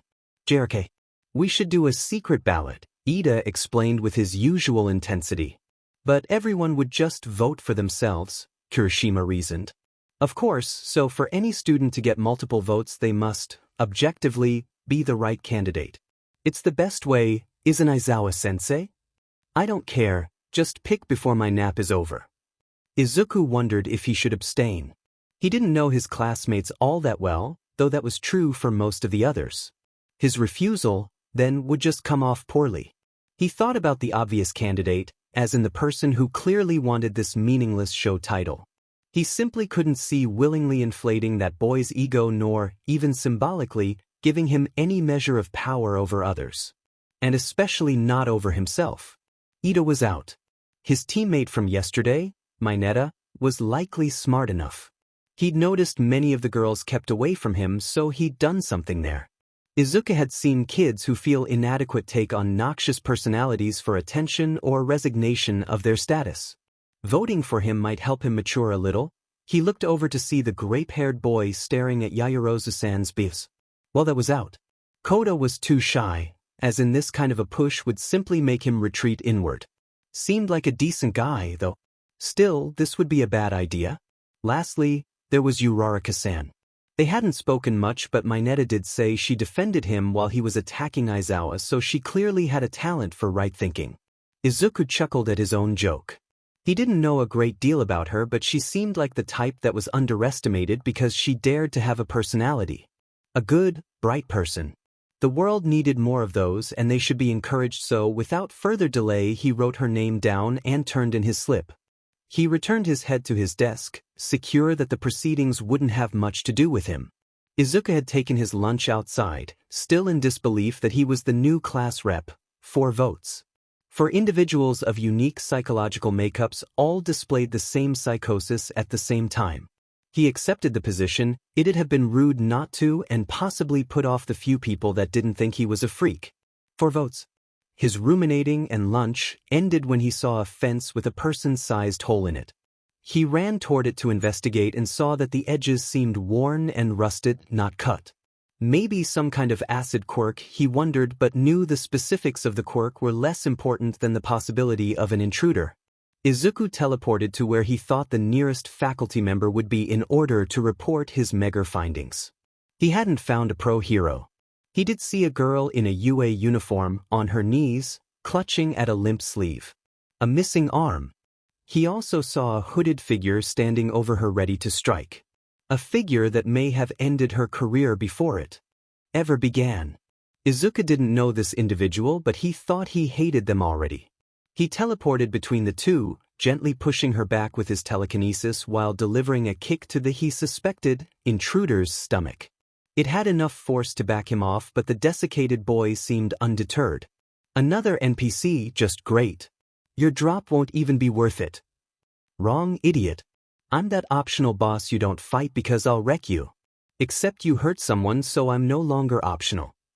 Tough talk from Izuku had closed the distance in a blink, hands glowing magenta and eyes hard as diamonds. He jabbed each hand into one of the older boy's arms, causing them to go lame, but he wasn't done. He teleported again, appearing above his foe, while creating 2 kilometers of distance between his foot and that idiot's head. Carolina smash, he yelled as he kicked him. The intruder hit the floor so hard he bounced, which was Izuku's plan. He'd felt the north, and with a final teleportation he appeared in front of and below the J. Izuku swung his leg as if attempting to sweep legs that weren't there, but used the momentum as he spun into a standing back kick, rocketing the unnamed assailant down the hall. Izuku winced when the boy landed. Not because of the audible crack, signifying broken bones, but with how powerfully he was projecting his jumbled, incoherent thoughts. The dude was, clinically speaking, suffering from whacked-out poo brain. The one consistent thought he could make out was a kurogiri. He didn't realize his mistake until it was too late. He'd relaxed too soon, assuming he'd won clear out. A shadowy figure appeared in some kind of warp hole and took the boy. He should have engaged with him verbally and read his thoughts. He'd been so worried about the ethics of his telepathy that he underutilized it. He was disappointed in himself as it might cause other hopefuls, other innocents harm. He felt a pair of arms around him, which shocked him because he was sure he was still alone with that poor girl. He went to speak but was cut off. Shush, she said. Just enjoy the girls being squished into your back. And free from his self-recriminations, he did feel two soft things on his back. And for a moment, Izuku Midoriya, the world's most powerful telekinetic, could have been taken out by a 5-year-old because melons were, are, and will always be undefeated. Izuku, internally, wondered how he arrived at this situation. He understood the components, each step made a certain amount of sense, but when added up the sum became unintelligible. Here he was standing in front of Class 1B with the girl he helped, smiling at him like sin made flesh. He swiftly moved off any thoughts of flesh or soft, fleshy things. He couldn't explain a blush, nor was he confident he could erase 20-odd memories with no lasting consequence. Still, this girl was trouble. He didn't know if he liked trouble. A part of him wanted to find out. "Don't just stand there," she demanded, a smile never leaving her face. I'm Midoriya Izuku, nice to make your acquaintance," he greeted. "You greet people like an old man?" And once again he wondered how he arrived here. For the first time, a meeting with Nizu didn't make him want to punt the critter. The principal seemed sincere in his praise of Izuku's actions, and despite his complete lack of trust in the official, being praised for hero-adjacent actions felt good. He assumed it was over until a hand grabbed his wrist and started pulling him until they arrived at 1B, and she all but pushed him in. Yes, he could have stopped her at any time. But she didn't mean him any harm, so that would have been an overreaction. Also, she was trouble. And he might like trouble. Beyond that, as she had the nerve to criticize his introduction, it brought something to mind. "My introduction? You've never told me your name." "Tokage Setsuna, nice to meet ya." "Tokage-chan, while I appreciate the attempt at inter-class cooperation, why is Midoriya here?" Vlad King asked. Izuku observed that the blood hero looked much bigger in person. "Oh, he saved my life," she answered, her tone severely undercutting the content of her message. "He what?" Vlad King yelled. Tokage then went on to explain the whole situation while Izuku just stood there like an out-of-place decoration. He was glad he was wearing a hoodie so he could tuck his hands in the pockets. He never knew what to do with his hands. As Tokusen recounted, really exaggerated, Izuku's encounter, he saw the members of 1B eyeing him with a variety of emotions.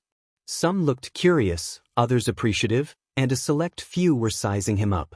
That, he felt, was disappointing. For a school of future heroes, some jumped to competition over cooperation way too fast. And then he was like, "I'm the final boss." That wasn't what he said. Izuku looked over to her, Tokage meeting his brief gaze, eyes full of mischief. This was intentional, she was trouble. "Lame. Just some cocky one, or trying to look cool," one of the boys piped up. He got chopped in the head for his troubles, and Izuku took that as his cue to leave. Offering polite words of departure, he headed for the door. Math would seem a welcome respite. "Be seeing ya, Hijui-kun," she said right as he reached the door. He didn't know why, but he felt if he responded she'd win. When what? He had no clue, but his instinct told him a reaction would serve him poorly, though her snickering suggested she was declaring victory regardless. Definitely trouble. "No classes today?" Toshi accepted the glass of water from the assistant before he answered. "No, not today. We have some rescue training planned, so Principal Nizu requested I rest up." "How considerate of the principal." Toshi nodded but didn't know if he agreed or not. Nizu's willingness to share the secrets of One for All with young Midoriya had him doubting the head of UA and left him ill at ease with the games he was playing. "Well, what can I do for you today?" "Always business," he lamented as he looked toward his former sidekick. Things had been better, slightly, since he'd come to him for help taking down that detention center. Both would have loved to leave it there, uncovering secrets that had to stay with them, secrets the symbol of peace was not comfortable keeping on behalf of a faceless bureaucracy. "Is it about One for All? Are you finally going to give Togata some serious consideration?" "Sometimes I think telling you the truth about my quirk was a mistake, Mirai. You stopped seeing me, you only see it as if it wields me and not the other way around." He hadn't said it with any heat or anger. He was too tired of this fight to muster the proper effect for it, and it was not why he was here. "The world needs One for All," Mirai responded. "Not all might, just One for All." If you'd listened to me, the world would still have All Might dash. But I didn't. I made a choice. It came back on me, that's life. But ever since then you can't say 10 words to me without bringing up my successor as if it was your choice. Then who? You want to pick, then pick. Mirio has the talent, the diligence, and the hero ethic. What more do you want? Maybe someone who doesn't fit. Maybe someone with a different perspective, a new kind of symbol, or someone who won't be a symbol at all. If it were just about talent, I would have force-fed it to Mirko years ago and called it a day. 8. Mirai. It took 8 holders to finally defeat All for One, and even then it wasn't a clean victory, nor am I sure he's actually dead. And what? You want me to put a target? At that moment, something clicked. Something awful, repugnant and cruel. No, he wouldn't. No, I can't be naive about this, he would. He would, and I let him. Tashinori, what are you talking about? Mirai asked, concern evident in his voice. I came to speak to you about young Midoriya. He's asking questions about the boys that disappeared, and it worried me enough to come here. I don't know how he'd uncover something, but even looking can get him on the radar of the wrong people. I wanted your advice, but there's a more immediate threat. What do you mean? If he's in trouble, we need to warn Inko-san. He's powerful, Mirai. Powerful enough that one looking at the evidence might conclude he's the 9th. Nizu, Mirai exclaimed, and though the moment was serious, Tashinori took heart that his former sidekick could still be appalled. He's using the boy as a decoy. How likely is it that All for One survived? Before this case, I'd have said no way. I caved his skull in. But now? Let's just say, I've lost much of my credulousness. I didn't feel his heart stop, I don't have his corpse. The two men grew quiet. Toshi was fine with it, he'd lain a lot on Mirai and the man had to churn through problems before he could react. The moment of tense stillness was broken by a call on Toshi's phone. It was from UA, so he picked up without hesitation. The call was over, he stared at his phone, tempted to crush it into a fine powder. Toshi, what was that about? A villain broke into UA. Managed to temporarily injure one student but was beaten back by young Midoriya. Not in all of its history has UA ever been breached. Don't draw too many hasty conclusions. Right now, this is unfortunate but observably happenstance. We need more proof. This isn't like some drag ring where pulling at a loose thread will topple an organization, nor a corrupt government agency that has to be careful given your profile. If you find evidence, he will kill you. There is no being careful, there are no rules. What other choice do we have? Mirai asked. We prepare. He'll reveal himself but won't catch us entirely by surprise. As for young Midoriya, his trust in most things is fragile at best. This might shatter it. Keeping quiet is equally risky. Agreed. There isn't much I can do right now, but I may be able to get him some distance come his internship. Toshi wasn't a master planner nor a tactical genius, but he wasn't an idiot. He couldn't outgame Nizu, but he could play a different one entirely. He'd also have a very frank discussion with the principal. This was beyond reckless. He sank deeper into Mirai's office couch. He'd come looking for advice but multiplied his worries. He hoped he still had time to protect young Midoriya from his enemies and from the boy himself. Save me. Izuku hovered above Mustafa. The wind wiped in a way it rarely did near ground level, but even the turbulent weather could aid in calm. Calm is what he needed. Calm could beget focus. Focus hones control. Above all, he sought control. Of his quirk, his surroundings, his destiny, himself. Save me. He'd realize quickly that despite his intentions, he knew nothing about conducting an investigation. He had no authority to compel witnesses or gain warrants. He had no resources or contacts that could point him in the right direction. Ultimately, he'd done something he hated, blustered. And in front of All Might no less. He meant he had to do something that would stretch, if not outright violate, his morals. He needed to train his telepathy using unwilling and, hopefully, unwitting targets. It was his best intelligence-gathering tool, but he'd been cautious in its development. Today's exercise was to be simple. After school he went to a busy cafe and opened his mind to those around him. The initial assault was unpleasant but not as overwhelming as he'd feared. Make no mistake, hearing dozens upon dozens of poorly conceived or half-formed thoughts simultaneously wasn't fun, but Izuku needed to be able to do so, decipher details and then focus on fruitful targets. He tried for an hour, off and on, making minimal progress. The thing that shook him, that upset him so he needed to find solace in solitude was a little voice, a girl requesting someone save her. Requesting because the tone was defeated. She held no hope someone would or could. But she desired it anyway. He tried to lock on where the voice came from, attempted to form a connection, but as fast as he reached out it was severed. Severed in a way he'd only experienced once before, the way that man's mind went blank when Izuku crushed his heart in his chest. She was dead. Someone who'd likely had been in need for a long while, and just when someone heard her plea it was too late. It was irrational, he knew, but he felt like a failure. Like he should have done more. It was dangerous to think that way, to believe he should be able to know things before he could, or that he was always the solution to every problem. That kind of belief would make a monster of him if it didn't break him first. But the pain lingered. Worse still, he couldn't exactly report this. He had no information, no proof. The best-case scenario was someone believed him and got to share in his misery. One thing he learned today: investigations needed a starting point, or you'd be no better than starting an ocean voyage with no navigator. Alone in the sky, he bid the little one peace in the next world. Soundlessly, he teleported away, heart heavy and unsettled. "Katsuki, come and eat," the hag bellowed. He considered ignoring her. He was doing homework, in a good groove, and didn't want to stop. But she's not a normal person. She would never assume he's studying or otherwise occupied, and it'd lead to a fight. Normally, he didn't mind. He could give just as well as he took, but sometimes it just wasn't worth it. "I'll be down in a minute, hag," he called down.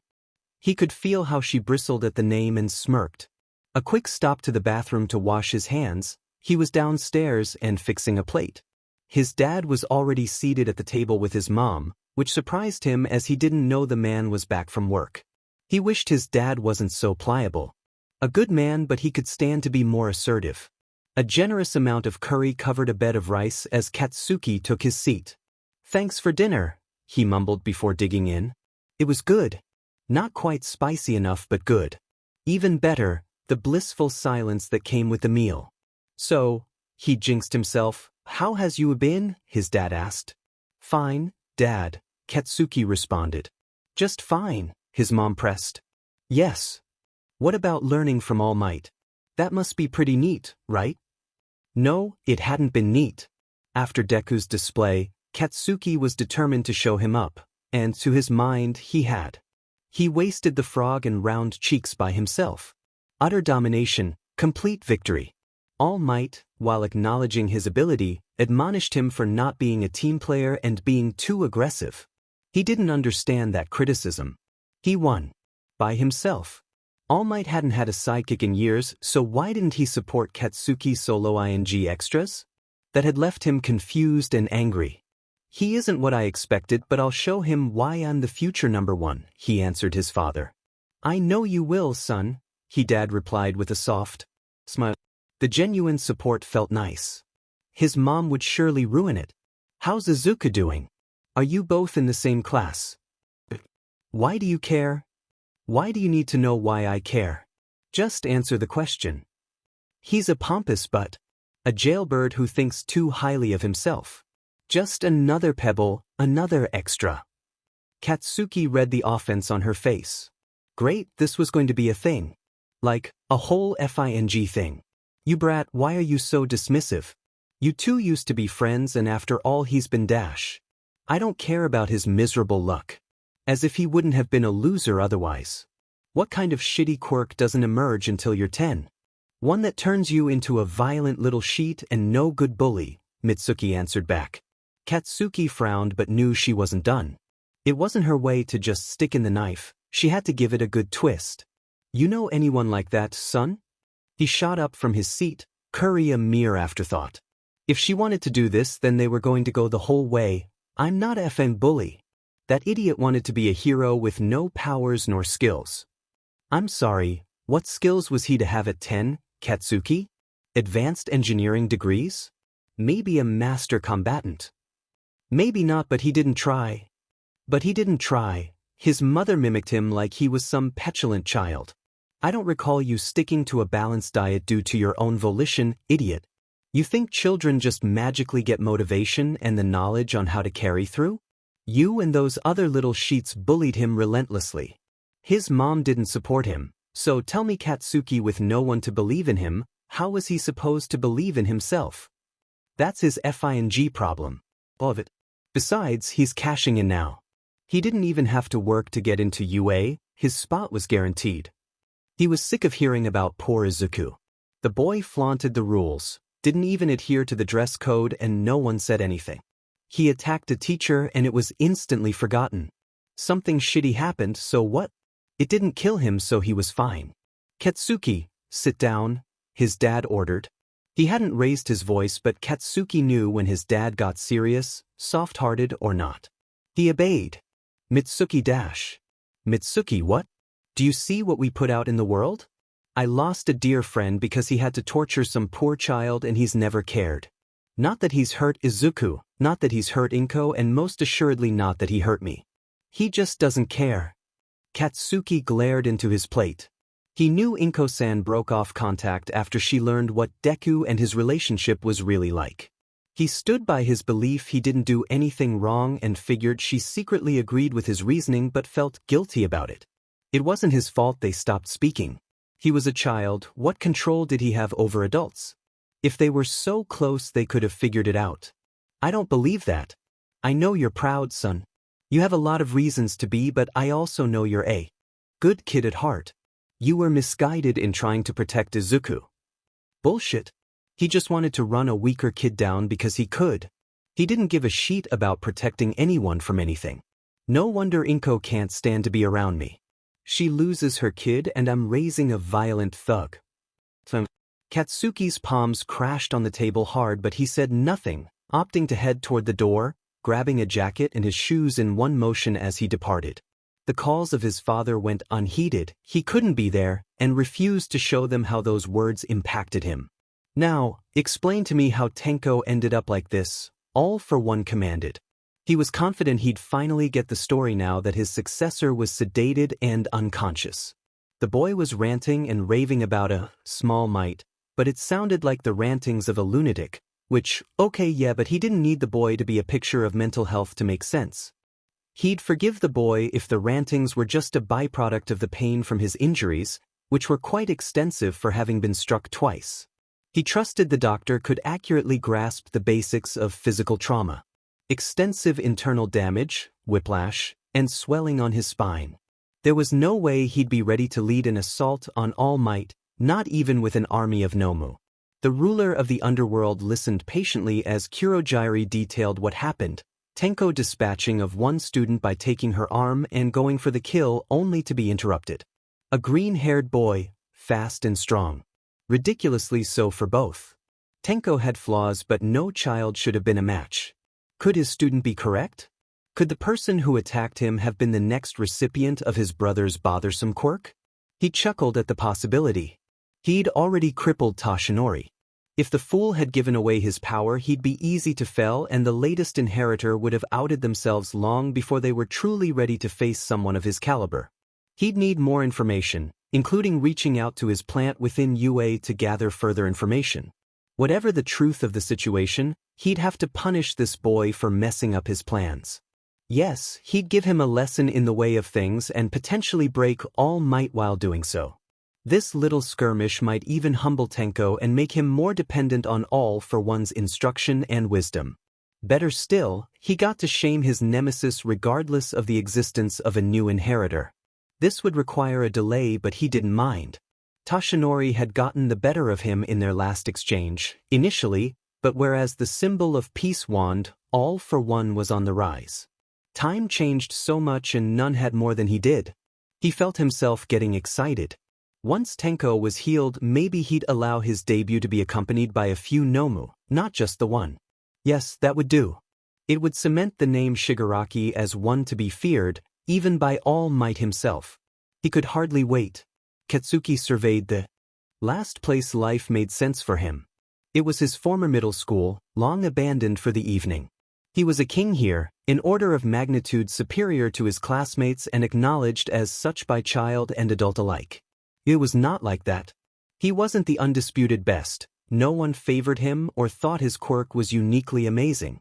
He didn't like it, but he could use it as fuel to get better. He wasn't afraid of hard work, he wasn't allergic to putting in the hours. Aizawa-sensei was wary of him, had been since Deku revealed how Katsuki used to treat him. None of his instructors seemed overly impressed with him, especially not All Might. Could effort overcome their biased judgments? Was there enough sweat equity to win over people that already decided you were bad? For things you did years ago? Deku attacked a teacher and destroyed school property. On the first day, no less. What made him so special? Because he got a raw deal? Because of his quirk? Is that what made him deserving? Fine. But how did he become the class representative? He doesn't speak to anyone, he's as silent as the dead for most of the day. Probably too busy looking down on everyone, Katsuki reasoned. What was so FNG great about Izuku Midoriya, and why did Katsuki have to suffer for it? His relationship with his mom hadn't been right for a while. Their interactions had always leaned toward the acerbic, but there was never any real heat. That had changed once she found out. For a solid month afterward, she barely acknowledged him at all. If not for his dad, Katsuki would have drowned in an ocean of silence. However she felt about what he did, however she felt about him didn't mean she got to ignore him, to freeze him out. His resentment filled the space her silence created. Things had only gotten worse. She was quick to undercut him. Tell him he wasn't so great, just a cocky brat. Some days he thought she hated him. Some days he hated her. Hated Inko. Hated Deku. He was just messing around. He hadn't meant any real harm. Nothing Katsuki did caused Deku to get sent away. Nothing Katsuki did merited being sent away, no matter how his mom looked at him or Inko. Or Deku. He wasn't some villain. He wasn't a thug. He wanted to be the greatest hero ever, the one that finally eclipsed All Might. Did people think that just happened? That it wouldn't take dedication, effort, and a ton of ball to even try? Katsuki felt something was off, but his body was too slow to respond. Something or someone had grabbed him and covered his mouth and nose. "Don't fight, this will all be over in a minute," a deep voice said from behind him. A villain. He was being attacked. The lack of oxygen coupled with being taken off guard caused a panic. Blindly, wildly, Katsuki started unleashing his quirk. He was confused when the villain chuckled. "Nice quirk, but not nearly powerful enough to affect me," he said before he forced Katsuki's mouth open. He tried to fight, but his body was bound by the sludge and his mind was drawing a blank on what else to do. He was going to die, he just knew he was going to die. Things started going black, his body shutting down, but he could still hear the next words spoken as clear as any before. "Prominence burn." And then Katsuki was greeted with a magnificent wave of heat. He hit the groan, coughing violently, almost losing his dinner. His eyesight was blurry, his head hurt and chest burned. The air tasted acrid, but he fought through with each breath, hoping it would reduce his thundering heart rate. Burning, the villain escaped down a sewage pipe. "Be on the lookout," he heard the number 2 hero say. Then the man left. He didn't stop to check on Katsuki, didn't offer words of comfort or even question why he was here. He didn't care. His focus was on defeating the villain. Even in his sorry state, Katsuki could respect that. Respect someone who knew that real heroes win above all else. And he'd be a real hero one day. Izuku stared at the chip aisle, slightly dumbstruck. They had chips inside, but like 2 choices. Did they always have these many choices when he was a kid? So many brands, so many flavors. It was overwhelming. Didn't chips used to be simple? Potatoes, oil, salt? Now, it was all wasabi this, gyoza that. He went with the Korean barbecue flavor and got a bottle of sparkling water with it. It was nearing his curfew, so he couldn't let the convenience store trap him with their endless snack inventory. Upon his exit, he heard screams and saw a green slime person running down the street. In an age of quirks, it wasn't safe to assume anyone was a villain based on appearances, not even slime people. He could have an urgent need to use the bathroom and be a shy pooper. You can't go upside someone's head for being a shy pooper. Besides, the guy wasn't attacking anyone, he was just fleeing. Well, running. Fleeing is decidedly judgmental. Just a slime person running because he's gotta go and needs to get home to do so. Izuku almost pitied the guy. The Endeavor showed up, soft confirmation that the guy was probably a villain, and he did pity the man. Endeavor was going to roast him and Izuku was only being slightly figurative.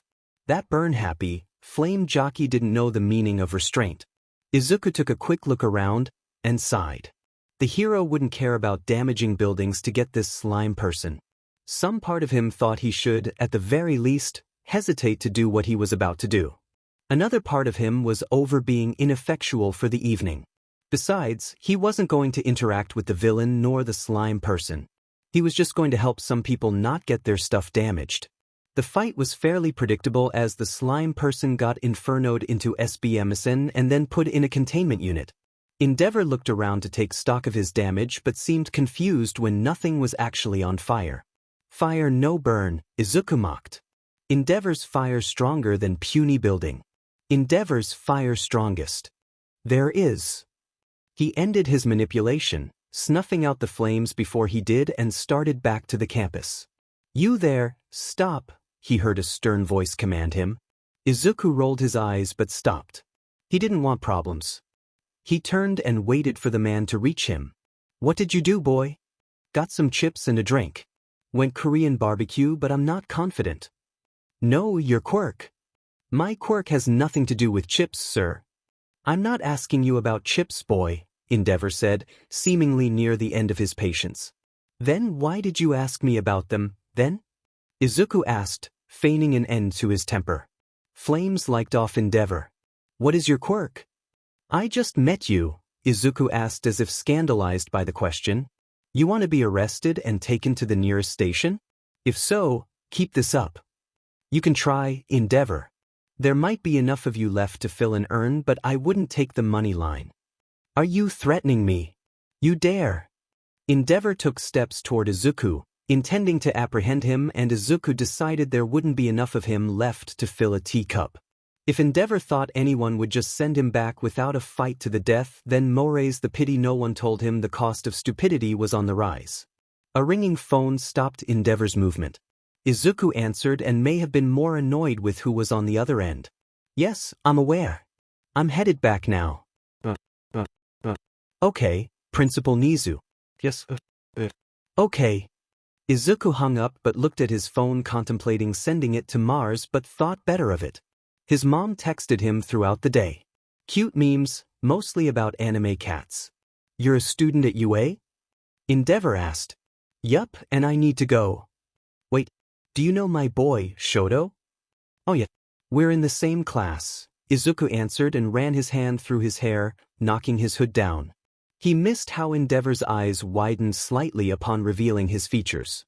Before the man could say anything else, the boy in front of him disappeared, but he knew who that was, Izuku Midoriya. Interesting. He mused. Izuku craved simplicity. He'd blame his incarceration as when you control very little, you seek to maximize the control you have. He didn't need his life to be large, he didn't lust for adventure or the acknowledgement of the crowds. Leave that to the preening heroes. He wanted to mind his business and get through the day. He didn't search for trouble, it just always seemed to find him. He, as he explained to Nizu just this morning, hadn't sought out Endeavor's destructive self. He just wanted a snack and a drink. Was he supposed to let the man cause property damage, possibly injuring someone? And even if no injuries were to be had, those were people's homes. Those buildings were the result of a lot of people's work. Nizu had no real response because the real response was, yes, he was supposed to let Endeavor go scorched earth because Endeavor had a license. It being dangerous and an obvious moral wrong couldn't stack up to the heroes enforced law but seemingly had little enforced upon them. What a twisted system. Why would he want any part of that corruption? The sound of slurping brought him back to reality. He snatched the, more precisely his, cup back before the interloper on his back finished his smoothie. Smoothies. So simple. Fruit, some yogurt, maybe a few other things to enhance the nutritional content. Lunch Rush had been kind enough to provide him one along with his breakfast of kimchi fried rice, soft-boiled egg, and bulgogi. Great breakfast. Great smoothie, a blend of mango, white peach, and pineapple. He just wanted to walk to class, drink his smoothie, and mind his business. But as was his curse, trouble found him. And not content on finding him, jumped on his back and grabbed his drink while he was distracted by a familiar sensation of softness. But not long enough to stop her from getting a sip. "Greedy Hisui-kun," Tokage complained. "I don't remember offering to share," he observed dryly. "Well, it was assumed since I didn't have time for breakfast. This girl, capital T trouble if there ever was, must have been doing this on purpose. I don't follow how that means you get my smoothie. You saved my life. That means you're responsible for me. Gotta keep me watered and fed. The occasional walk wouldn't hurt." Izuku felt her ill intent and shifted to whisper in his ear simultaneously. "And if you get to know me better, I might even let you pet me." Lacking experience he may have been, not even he was ignorant enough to miss the implication of that. He knew he was as red as a tomato and couldn't hide it, something she took much glee in judging by her riotous laughter. She hopped off his back and ran into the main hall. Who was the babe? Izuku looked toward the location of the voice and saw Mineta walking beside him. "Trouble, Mineta. Trouble." When he didn't receive a response, he looked back at his classmate and saw the boy eyeing him down. What? You aren't one of them low-key pretty boys, are you? The ones that hide in plain sight, snaking all the honeys for himself, are you?" "I can guarantee I am not. Good. Because I think we could be bros, but that would be a problem." "Well, isn't it fortunate we avoided that?" Izuku said, finding humor in Mineta's pronouncement. "Principal, I must confess I am deeply disappointed in you," Toshi stated. The chimera had no outward reaction, something that didn't surprise the symbol of peace. He wouldn't be shocked if the principal had predicted this conversation. Plans on top of plans, schemes within schemes were Nizu's bread and butter. "Oh," the top official of UA said. It was more an opening to continue than a genuine response.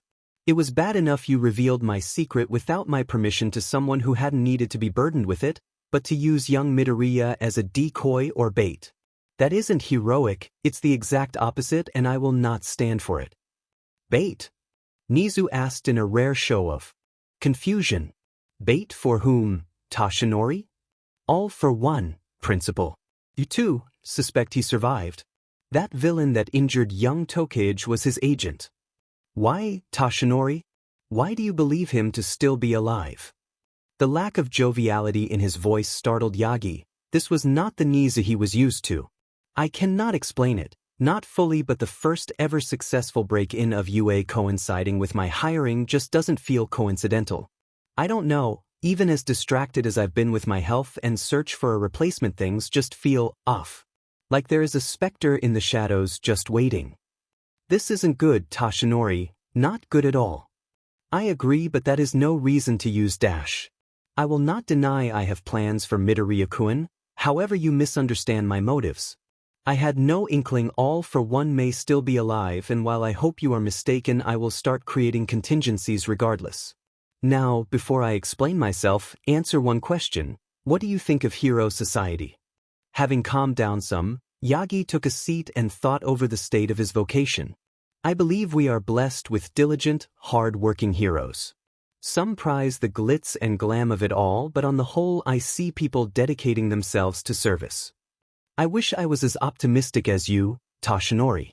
When I see our heroes, I see people who have had most of the advantages for their entire careers. Quirk laws become more restrictive, meaning most villains have poor control. Few have the impulse control to work together, and our heroes have been struggling against diminished opposition. Society is becoming more suppressive, I agree. What does it have to do with young Midoriya?" "The sources are the same, Toshinori, the Hero Public Safety Commission. They want obedient soldiers, mascots, or both while controlling the advancements of quirks themselves. If All for One is still alive, then I am truly fearful because we are not ready to confront him, one that managed to unify and control villains. And then we have Midoriya-kun. Even now, he's the most powerful quirk user I've ever seen, and I know he is both holding back and some of his abilities are underdeveloped. But what if, Toshinori? What if what?" Yagi asked. "When I see Midoriya-kun, I see a young man struggling to come to terms with how to be good in a flawed and arguably corrupt society. He sees no path forward in the profession he once revered, and yet, he still holds you in high regard. All Might, a true hero.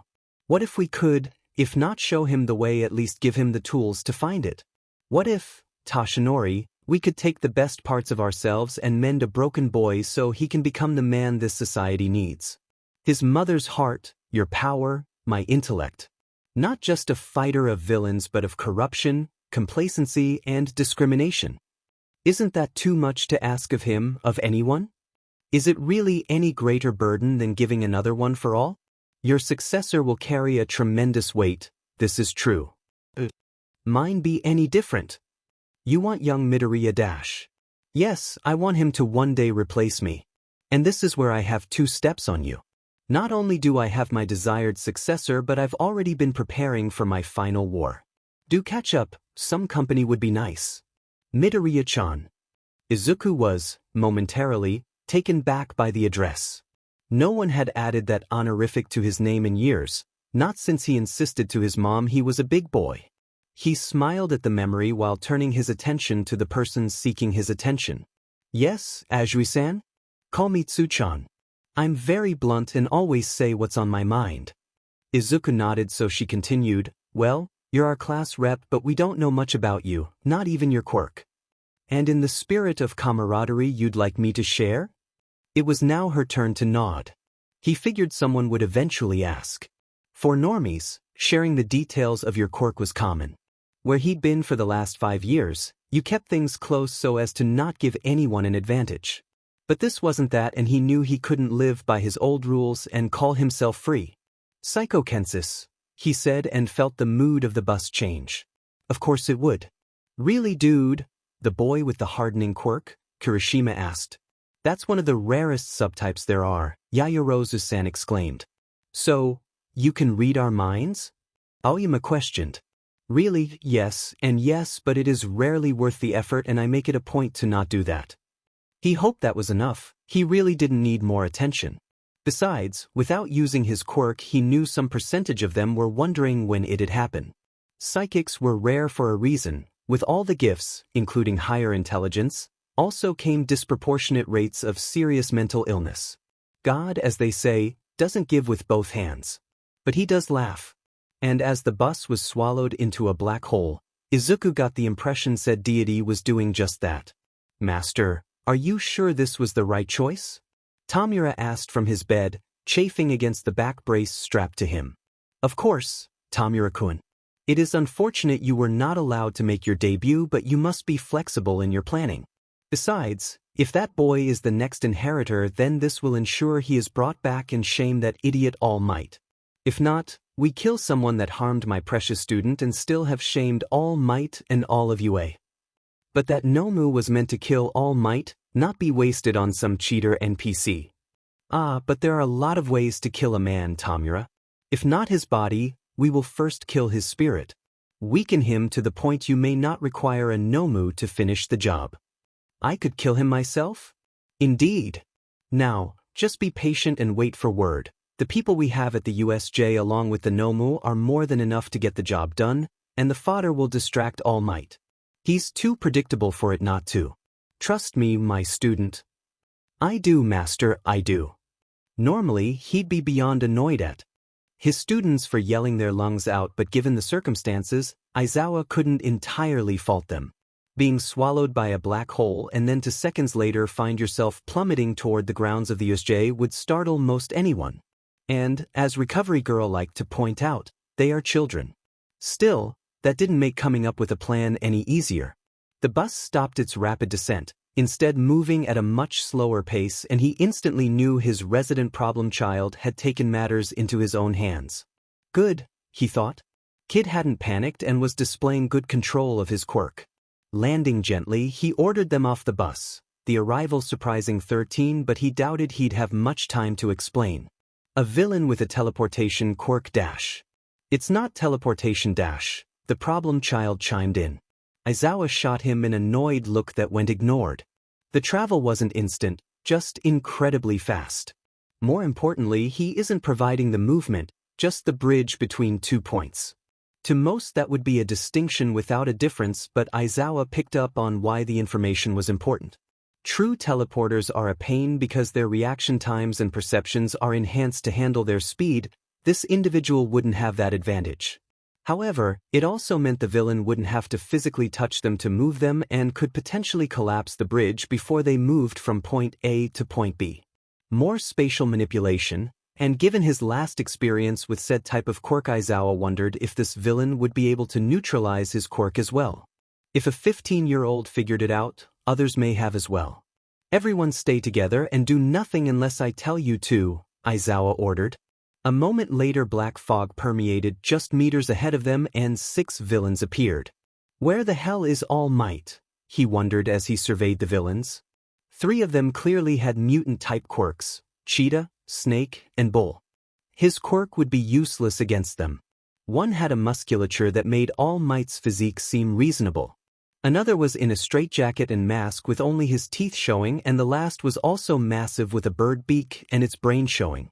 Watching the villains approach, Aizawa removed his capture weapon and charged ahead. Letting them get closer to his students simply wouldn't be rational. 13 had a powerful quirk, but she wasn't a fighter, so she had no hesitation defaulting to Eraser-san's lead.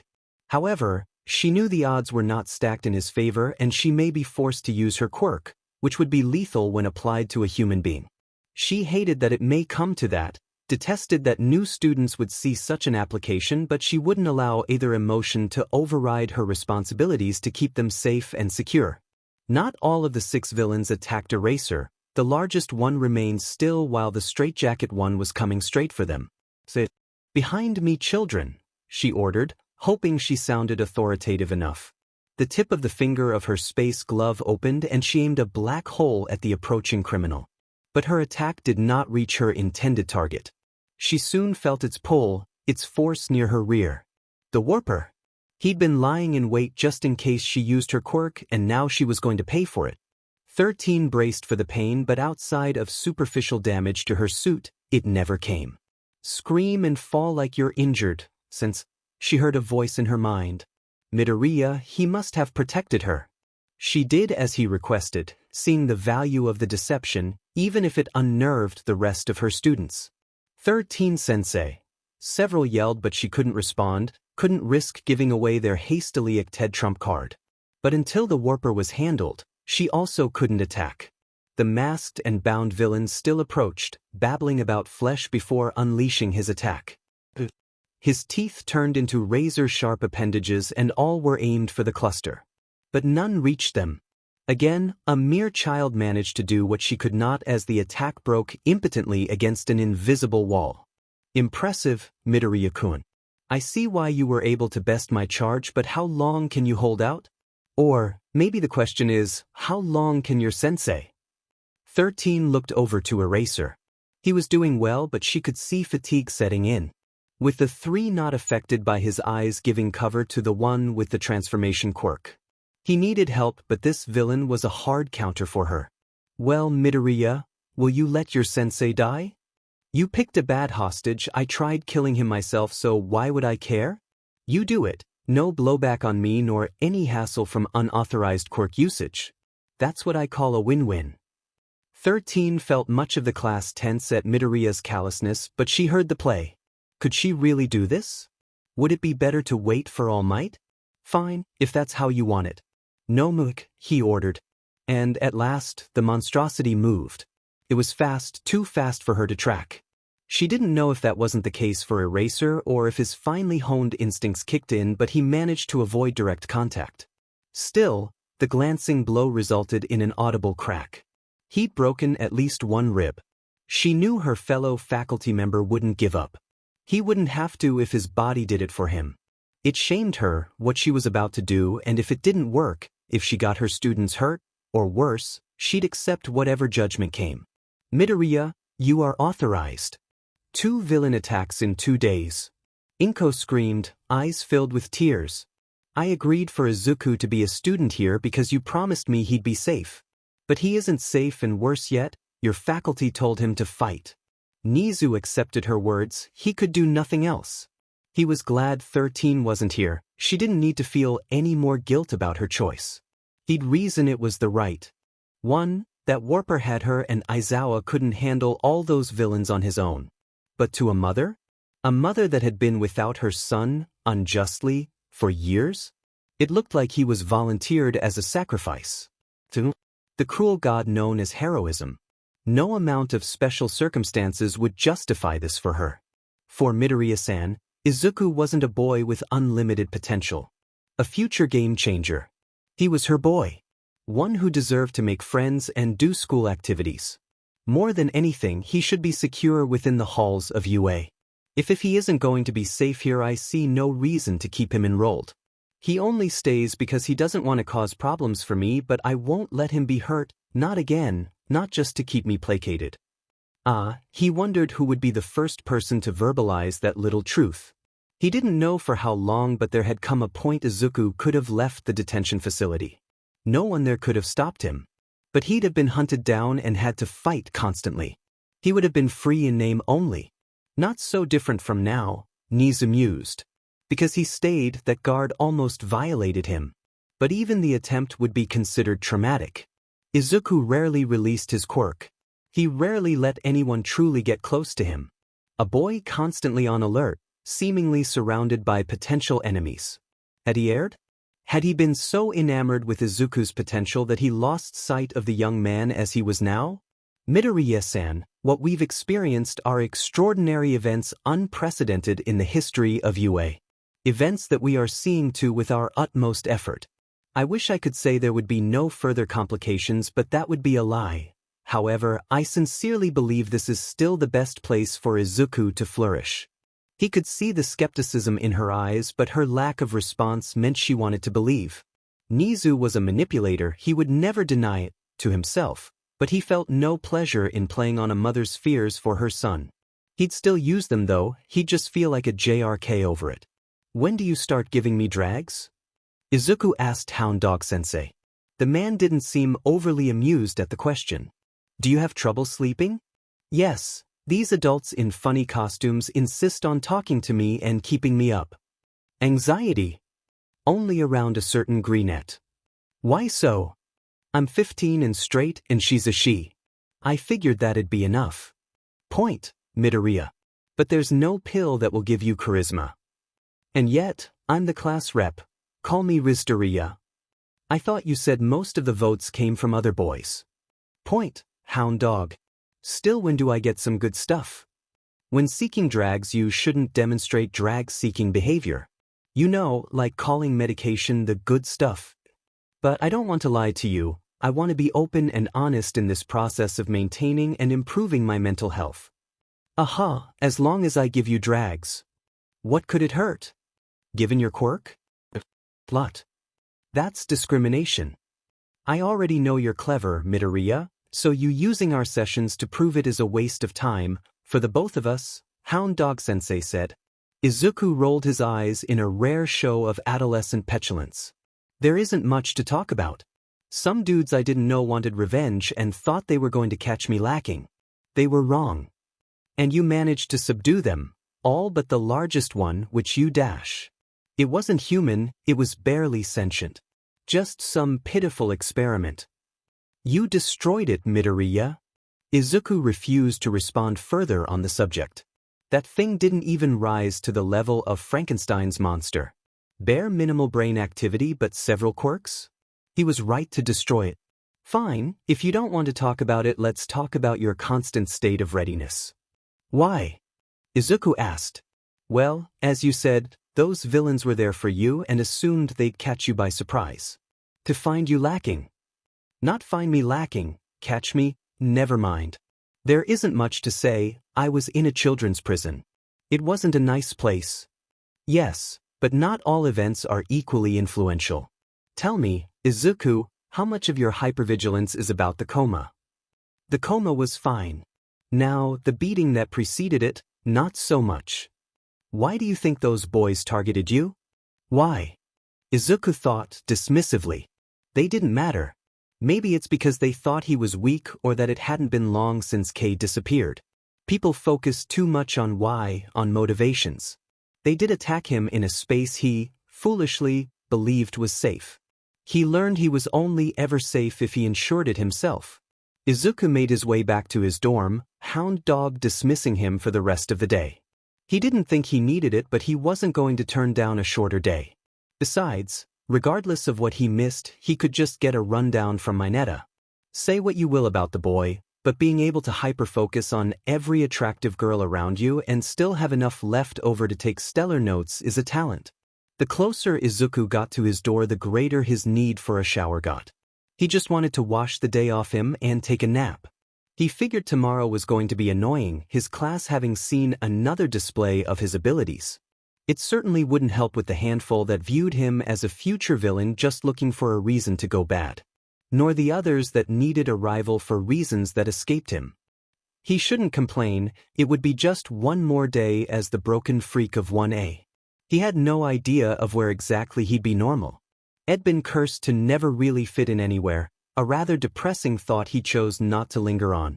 With no thought, he unlocked his door and threw his book bag on the ground. "Hang that up so you don't break your neck," his mom, who was here, scolded. Izuku smiled and did as she asked, not even using his quirk to complete the menial task. He found himself in a hug, his mom muttering apologies. Before he could greet her, it took her several minutes to calm down. The day must have broken her facade she'd acted for her public appearances. While the tears had, essentially, stopped, she was still tense. It hurt to see her so upset, especially when he wasn't in any danger. He didn't want to be dismissive or anything, but she really was worried over nothing. "Izuku?" she spoke softly. "Yes, Mom," he responded. She remained silent as she retrieved a piece of once folded printer paper. "If you had to, could you convince me this was your passport?" Could he? He had the ability, but it was a seldom used ability, as the risk of failing not only tipped his hand but left him open for potential reprisals. Besides, a push or an implanted suggestion was pretty straightforward. Forcing the brain to override sensory organs was a few steps up in complexity. Wanting to be honest and somewhat confident he knew why she was asking, he told her the truth. "I need you to, Izuku. Get as good as you can as fast as you can, because on the day of the sports festival we're leaving Japan. I've already spoken to to Hisashi, and will stay with him. Any plan that requires spineless wonder is doomed to fail." "Izuku, please," his mom nearly shouted. I can't protect you here, and neither can you. So, please just work on that skill." Izuku nodded. He didn't feel in danger but couldn't stand seeing his mom so worried. He'd leave this country, that wasn't some major sacrifice. He'd even tolerate his useless father, to a point. Besides, he wasn't a hero. Never was going to be, so it was time to stop pretending.